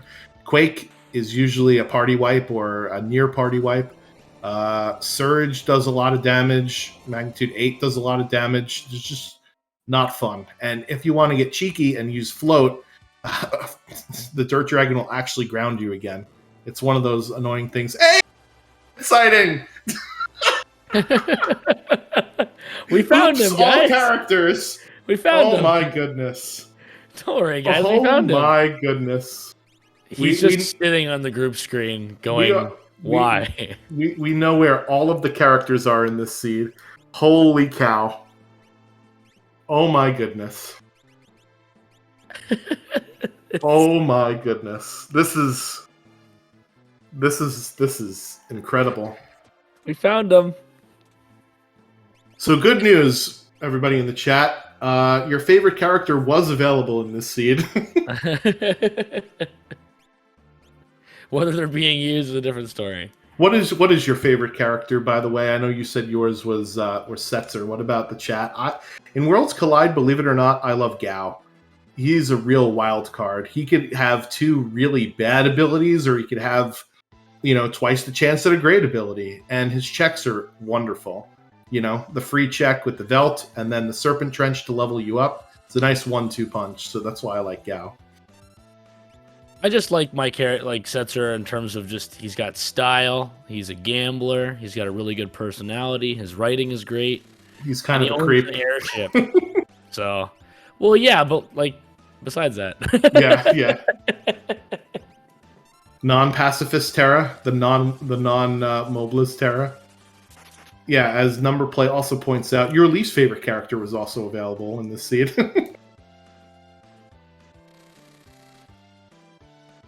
Yeah, Terra arguably one of the protagonists in the first half of the game. It's weird. There's a lot of arguments as to who the protagonist in Final Fantasy VI is. I tend to go with the curveball and say that Kefka, who actually has the most dialogue in Final Fantasy VI, is the protagonist, or not the protagonist, but the main character of the game. Right? There's Mog on the box. There's Terra, who the first half of the story is centered around. There's Celeste, who the second half of the story is centered around. And then there's all these other, elevated supporting characters. But Kefka, to me, is the main character of 6. Yeah, I think that's a valid argument to be made there. I think the best written character in Final Fantasy VI, even though I'd never use him in the Super NES version, although he got really strong in the remake, the Pixel Remaster, Cyan. I think Cyan has the most in-depth writing, the most emotion put behind his character. He's a character that you see his development from an old man who's very proper and full of honor, and he loses his family, and he kind of goes through his own emotional arc of trying to reconcile with those feelings. But anyway, off the deep note, Javinator is now starting Kefka. 131:20 or so. So that was about a 10-minute Kefka's Tower at the skip. That's pretty good, considering the Chatternock fight that he had. We do find one of our statue bosses floating down a waterfall. That's terrifying. There's Doom. Yep. Well, there is speculation that who is Shadow's? Is it Barum that was Shadow's partner? Right? Is actually Go-Go in the world of Ruin, because you never get to see what Go-Go is, right? So there's maybe it's Barum. He didn't actually die, and all these years later he reconnects with Shadow. That's interesting. Yeah. That's a theory I've heard. That's an interesting theory. I don't think it's true, but I would really like it to be true. All right, so Javinator is getting cheeky here. He's going for Quake strats. Unfortunately, I don't think that's going to work on this tier, because I think all of this tier floats. There are some of the parts of the final boss that don't float, so we could see which ones they actually are here. J. Tolmar with a philosophical point. All of the characters are actually Go-Go. That's definitely true. Shadow is a fixed dice jumper, and he's having a really rough time getting a roll higher than 1,000. This poor Shadow. He just can't seem to do it. You know what's funny? I take notes when I'm doing commentary. I have 6 things under Jav, and I have 1 under the other runners. I swear I'm not biased. All right, so Quake does work on all of the parts of the first tier of the boss, so I stand corrected.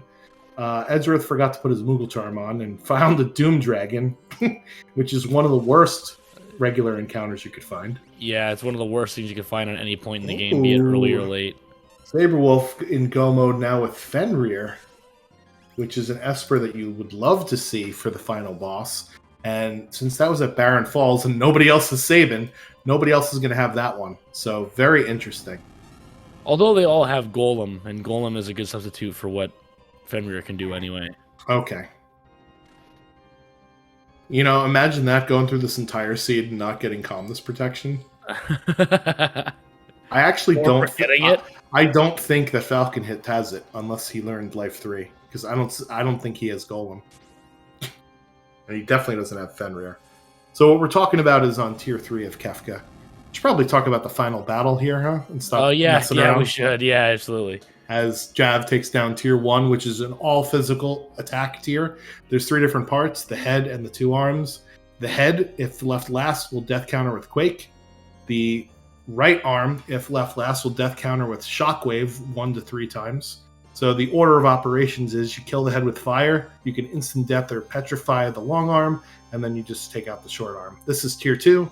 4 different parts. The tiger, weak to ice, will cast all sorts of nasty spells against your party. The middle there, tools, is susceptible to instant death, so that's why you saw the Doom come out.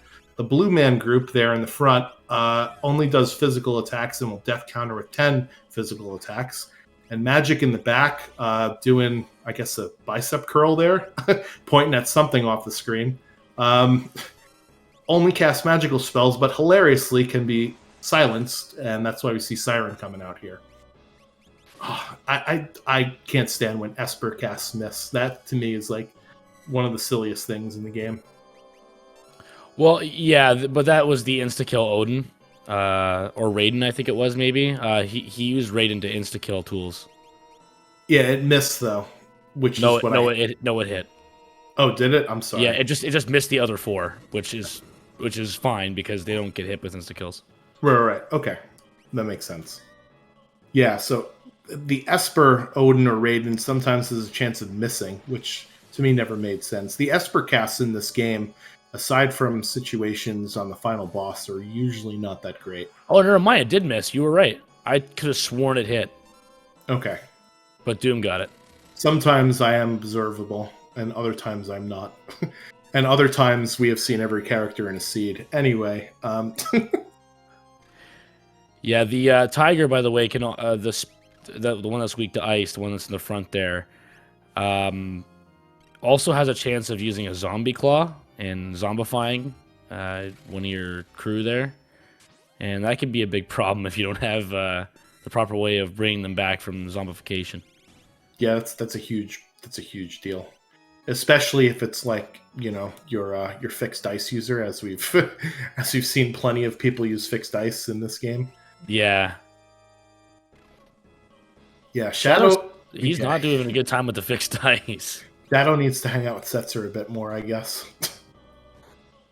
Falcon Hit, by the way, is up to Final Kefka at 135.55, 136.55. So he is exactly 5.5 minutes behind Javinator. So if Javinator takes a wipe here, or if something crazy starts happening, Falcon Hit can certainly catch up here. So the race is still on. Ultimate can always happen. Yep, Ultimate can always happen. Edgeworth is taking down Dullahan, which I believe is the last boss before stepping on the switches. So he'll be our third runner into this final battle here. Oh, there's Shadow. There's where all the high rolls are.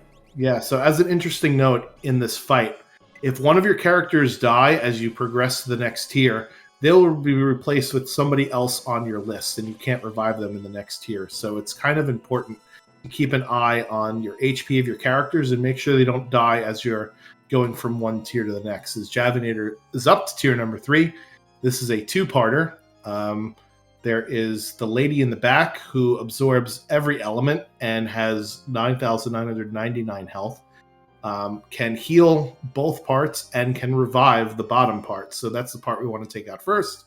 The bottom part is Sleep or Rest, has 40,000 HP. When he gets underneath 10,000 HP, we'll start casting a very powerful but very missable, I guess. What's the word I'm looking for? Hard to target. Something that misses a lot. Synonyms help. I don't know what you're aiming for in terms of your sentence. Inaccurate. Thank you very much, Smile Fires. Yep, a very inaccurate spell called Meteo. Does a lot of damage to your party, though, and will counter with that and can use it after any turn. So we want to be careful of HP thresholds. And we'll death counter with an instant death physical called Calmness, which is why you see Javinator using life 3 on his party to re-raise himself if he gets instant death. Edgeworth is in the fight as well. He's about 2 minutes behind Falcon Hit here.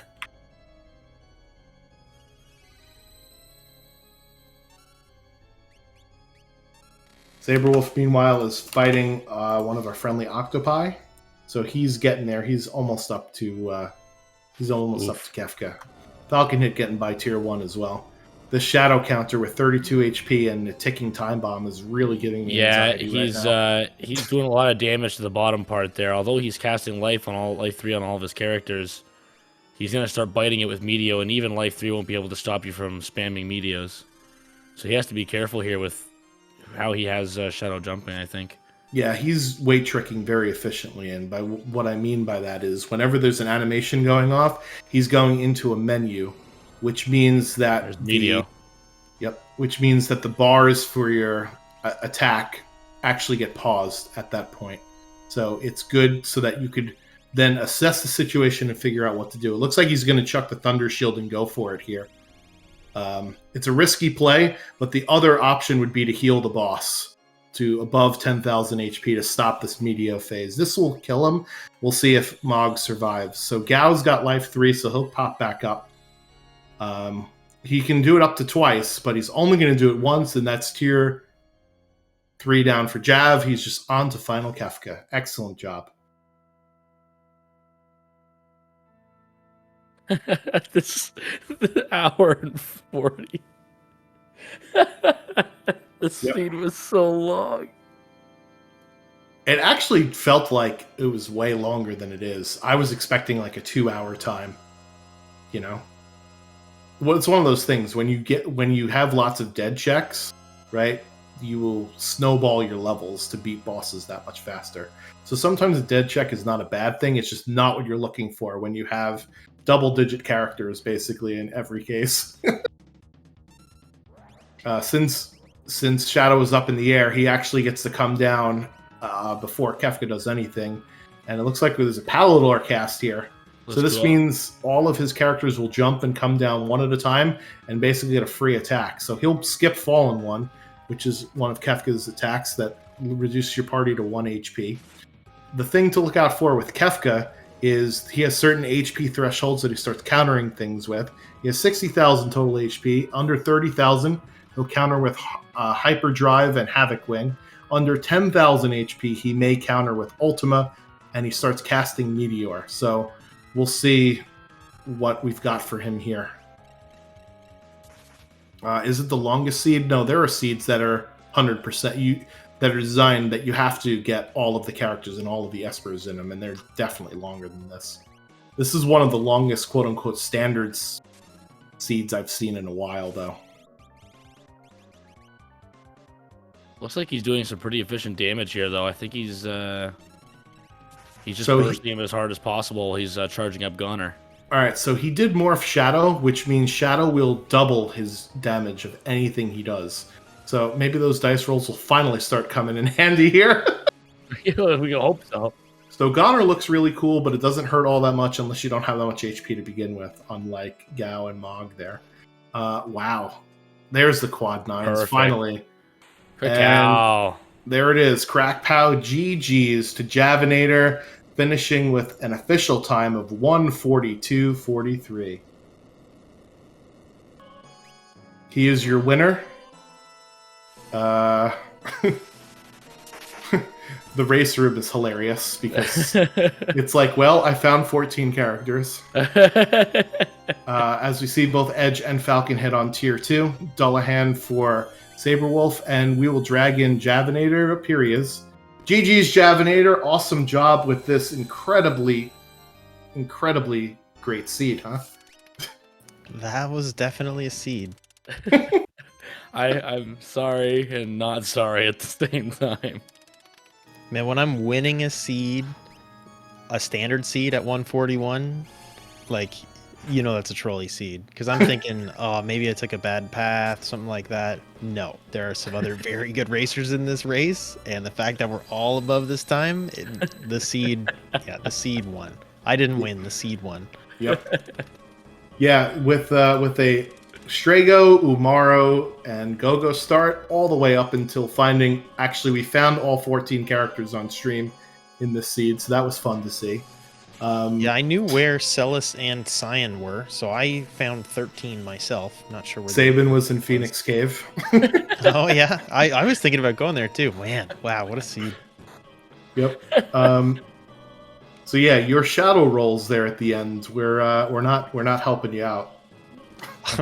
I just went for it on that last jump with that Oh, Goner. yeah. I was like, Yeah. no, Gao can die, Mog can die. You're jumping morphed. This is happening. But yeah, the shadow rolls. There was some other seed I did where people were like, oh, how do you roll so good? Blah blah blah. It's because on other seeds I roll like this. This is the normal. The others were the exception, right? This is the That's rule. right.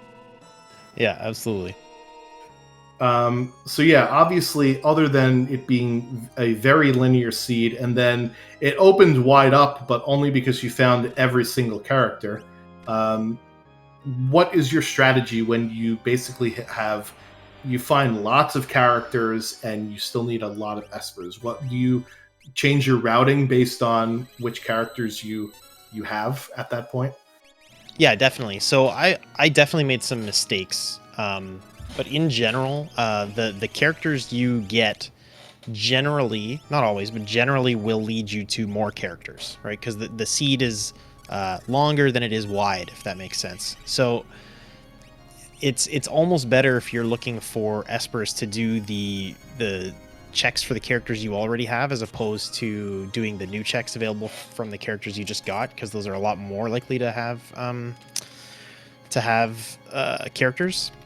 That said, the other thing is heavily prioritizing your peekable checks. So the things that you can look for, where you can see a result ahead of time, and prioritizing those ahead of time so you can reset out of them.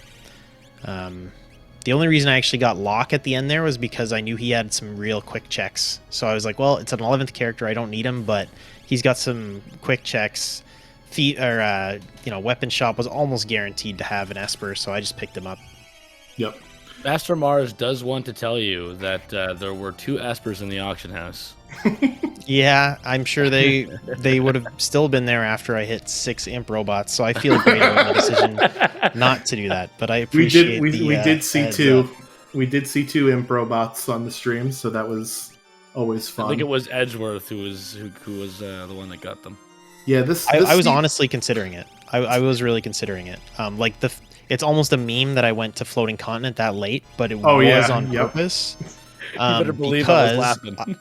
I knew where 13 characters were, and 2 of them are guaranteed progression. So I knew at least one of them would be an Esper, and the other one was very likely to be an Esper. So I'm like, yep, this is long, but it's going to be 2 characters. Yep. Or 2 Espers, I mean. So I did that. I knew there was an Esper at the tower, but I had no magic that whole game. I didn't feel comfortable doing tower. Fanatics really Tower, yeah. So Falcon hit onto Final Kafka there, getting by a scary Meteo phase where Mog, similar to your Meteo phase of Tier 3, one of your characters get knocked down by Meteo. You didn't have enough time to cast Life 3, and thankfully Calmness did not affect that particular person. It hit somebody else. So good on Falcon hit. He should be finishing up here shortly. So yeah, the seed was very linear. It might as well have been called Last Location for the first half of the seed, right? Like Last Location, every single character, Kafka at Narsh. Last Location, Mog, which then Last Location Gao, which then Last Location Edgar, which then Last Location Shadow, and we're already at 8 characters there, right? So with a very linear seed, sometimes your routing, you kind of stuck in what you need to do. So absolutely, yeah. When you start with Umaro, Gogo, and Strago, and then you do Burning House and it's a dead check, that the seed is gonna be great. Yep. Any other final thoughts on the seed before we get you out of here so that you could take a mental break from this disaster? Yeah. No, I'm just glad I got through it. Hopefully everybody else is able to get through as well. And that was fun in its own weird way. So yeah, thanks to you, Restream crew, for hanging out and making this happen. And yeah, hope you all have a good night. All right, thank you, Jav. Appreciate you sticking yourself out there and being restreamed. Great job on winning the race. Yeah, appreciate Thank having you. here. Have a good one, all. All right. Edgeworth now up to Final Kafka here, getting past Tier 4. Sabre Wolf on Tier 2. Charging up for Goner with Falcon hit. It's good to note that when Kafka is charging for Goner, he will not counterattack, even at those HP thresholds I mentioned earlier. So that's the time when you want to hit him with everything you got. And we'll see if Falcon hit can seal the deal here with the Goner. Probably going to knock a couple of his party members low. Here comes the jump. And there it is. Crack Pow Falcon Hit is our second place runner. He finishes with a time of 1:49.32. So that's GG to Falcon Hit. Get your GGs in chat. Also, you can go ahead and give our runners a follow. That is the link to all of their Twitch streams there. And Yeah, really great. They all pretty much hit Kefka at a reasonably close times too. So wasn't really a far and apart race, even though it was linear and kind of sluggish. It seemed like everybody diverted a little bit on their own personal preferences and paths and stuff, but they all hit Kefka really close together, I feel.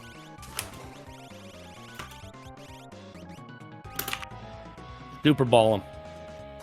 Super ball him. When in doubt, give him the balls. Fixed dice also hurts too. Oh yeah, that's gonna be beautiful. Look at those high rolls, baby. Wow, where were those for Jazz? Fixed dice, the best item in the game. And there it is, Edgeworth. Damn. GG's. He is done. Official time of 1:50.39, so about a 1 minute difference there. We have another runner off stream that also finished at 1:51.02. So a very tight spread between our second, third, fourth place finishers here in this particular race. That is awesome. Falcon Hit is in the booth, and we will join. What's up, Falcon Hit? GG's, congrats on your second place finish here. Thank you. Actually, just congratulations on finishing, period. End of discussion. Interview It was such a struggle. I'm sorry, not sorry. I've never had such low offense for like 70% of the season. I was using fight commands with Strago against Tentacles because that was my best move. Yeah, it was definitely a little rough. As we also have Edgeworth in here. GG's Edgeworth, congratulations on your finish of the seed.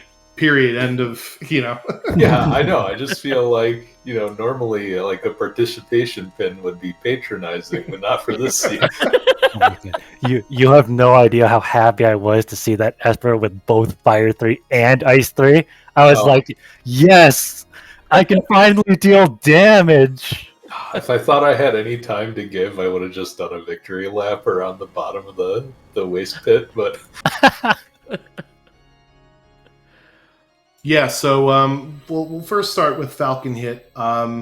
So you you actually went to oh no, I'm sorry, that was Edge that peaked the Monster in a Box early for offering. So tell us about, I guess, your strategy, going through this seed. You we ended up like with such a linear path. What do you usually do in that particular case where you've found 9 characters before you can get to Espers? And unfortunately, Sabrewolf taking a wipe there, and he is going to call it a day.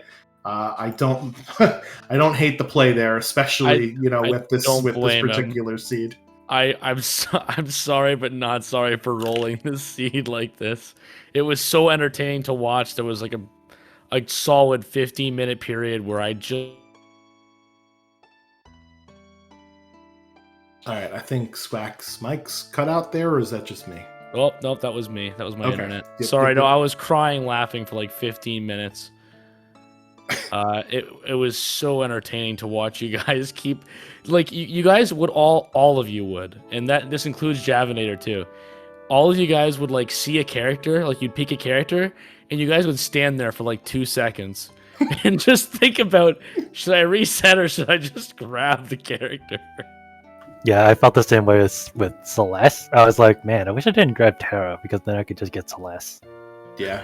Well, we did notice Edgeworth. He did peek the Velt Cave. He stared at Celeste for a minute. I don't know if you threw your controller and then when picked it up, were you just like, man, I have so many characters already, but Celeste is Magitech Factory, and I can get 2 quick Espers out of that one. I mean, it was more like I was completely broken at this point, so it's probably like, I don't know, the first minute of the Benny Hill theme went through my head or something, but... Yeah. Also, shout out to you, talking to Relic Guy in the world of... in the Yeah. world of Bell South Figaro. Yeah. You need to talk to Relic Guy every once in a while. Can we remove that, please? Yo, sick. Also, could you tell how tilted I was where I talked to the call engine guy to go underground, hit continue, and then it went back, and then I had to talk to him again, and Oh I my didn't God, even I know. missed that. I didn't even know that if you talk to him twice, you actually go to call engine, Yeah, Yes, you you do. and then you do. have yeah. to Yes, you all do. the way back, and I was like, this is actually torture. I totally missed that. I'm so sorry. I think that was the moment where other things are going on with the character things, and we were both laughing at just everybody hitting characters and just going, Did everybody find all 14 is my question. No, I think Nope. Saberwolf, you were the only runner that found all 14, or at least knew of the location of all 14 characters in the seed. Is Good. that a first for you? I get the freaking Pokemon award then. Thank you. Gotta catch them all. Yeah, Professor Oak is very proud of you. Congratulations. My dreams did come true.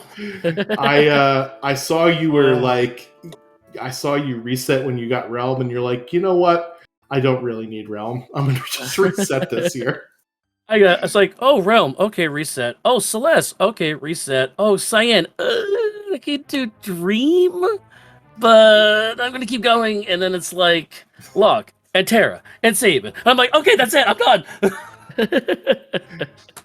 All right, so I guess we'll do a quick round table here, and then we'll get the heck out of here. Falconhead, is this the worst seed you've ever played? Yes or no? Yes, by a very long shot. Mostly because the offense was so bad in the mid game. Because I only had Bolt 2, and I was just like, well, I'm guessing I'm just going to Bolt 2 everything to death. And then if I can't Bolt 2, I was so saved by Stray Cat. Cat Scratch just saved, carried me the mid game, and I was like, yes, finally some damage. Damage over 4,000. Yeah, Saberwolf was doing quad 9s on each sniper. It was beautiful to watch. I was Genji doing- Glove yeah. sniper. Dual wielding snipers on Mog with Cat Scratch. Oh, So- those snipers. Yes. Where were Bottom of the snipers? store. They were in one of the earlier shops. World of Ruin. I can never remember that town name.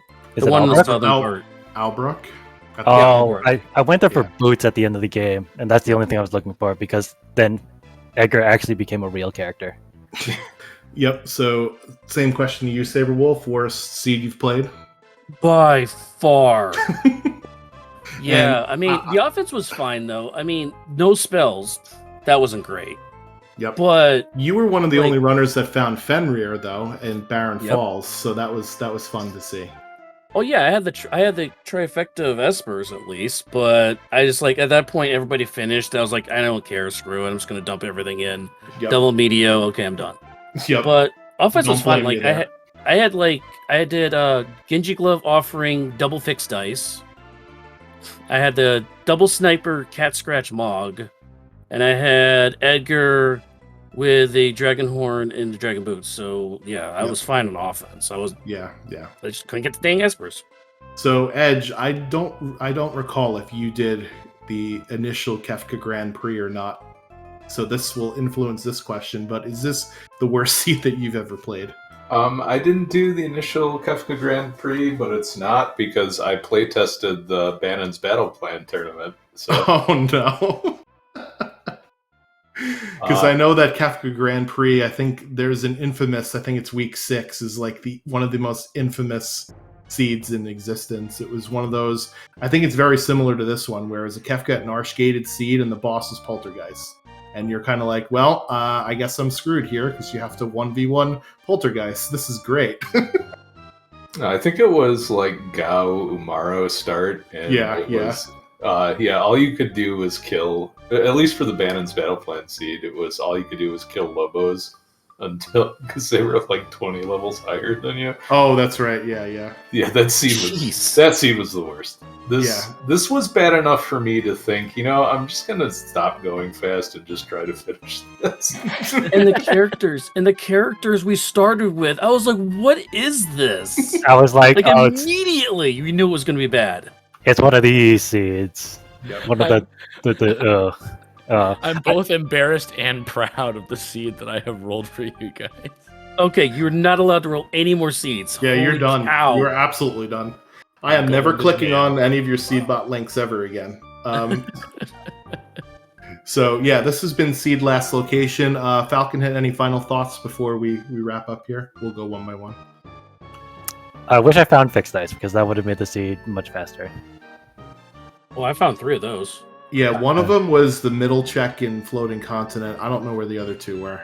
One of them was in the wasn't the one of them in the basement of Oh, there was one in the basement. I skipped that. I was like, oh, I found like 2 Thunder Shields, and I was like, oh, this is good enough. I'm just gonna go.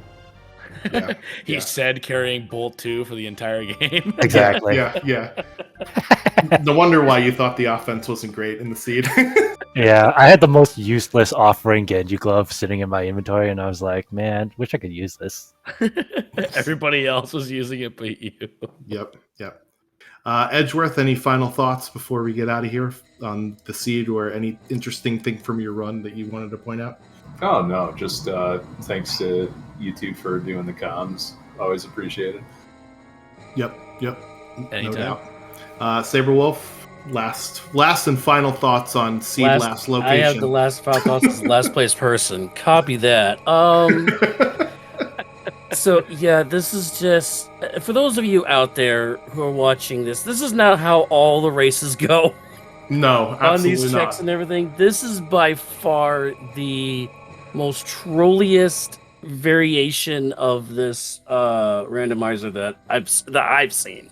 It felt like a plan, And- though. It honestly did. Yeah, but I'm glad it was entertaining for you all. Oh, viewing that's this what matters the this most. Viewing this was the best seed I've ever viewed or commentated before. Oh, but if I ran it, I downloaded the seed and I put it in the recycle bin about halfway through the run. Yeah. But no, thank you. But Speed Gaming, thank you for having us. We appreciate it. All right, Squack, any other final thoughts before we get out of here? I just hope that everybody still invites me to their birthday parties and I'm allowed to pull seeds and we can play still sometime. Also, I would like to just reiterate what Saberwolf said. After viewing this, any seed that you roll will not be as bad as this, so you got nowhere to go but up. Sounds like a challenge. Yeah, you have not seen how bad the draft can get rather quickly. So yeah, thank you to Squack for stepping in and helping commentate. Thank you to our runners. Make sure that you go drop them a follow. Also appreciate Speed Gaming for allowing us to be here on a weekly basis. We will be back next Wednesday, 8 p.m. Eastern Time for another race. And until then, I've been Schwantz for me at Schwantson's Squack Show. We will catch you on the next one. Thanks a lot. Bye-bye, everybody. Take care.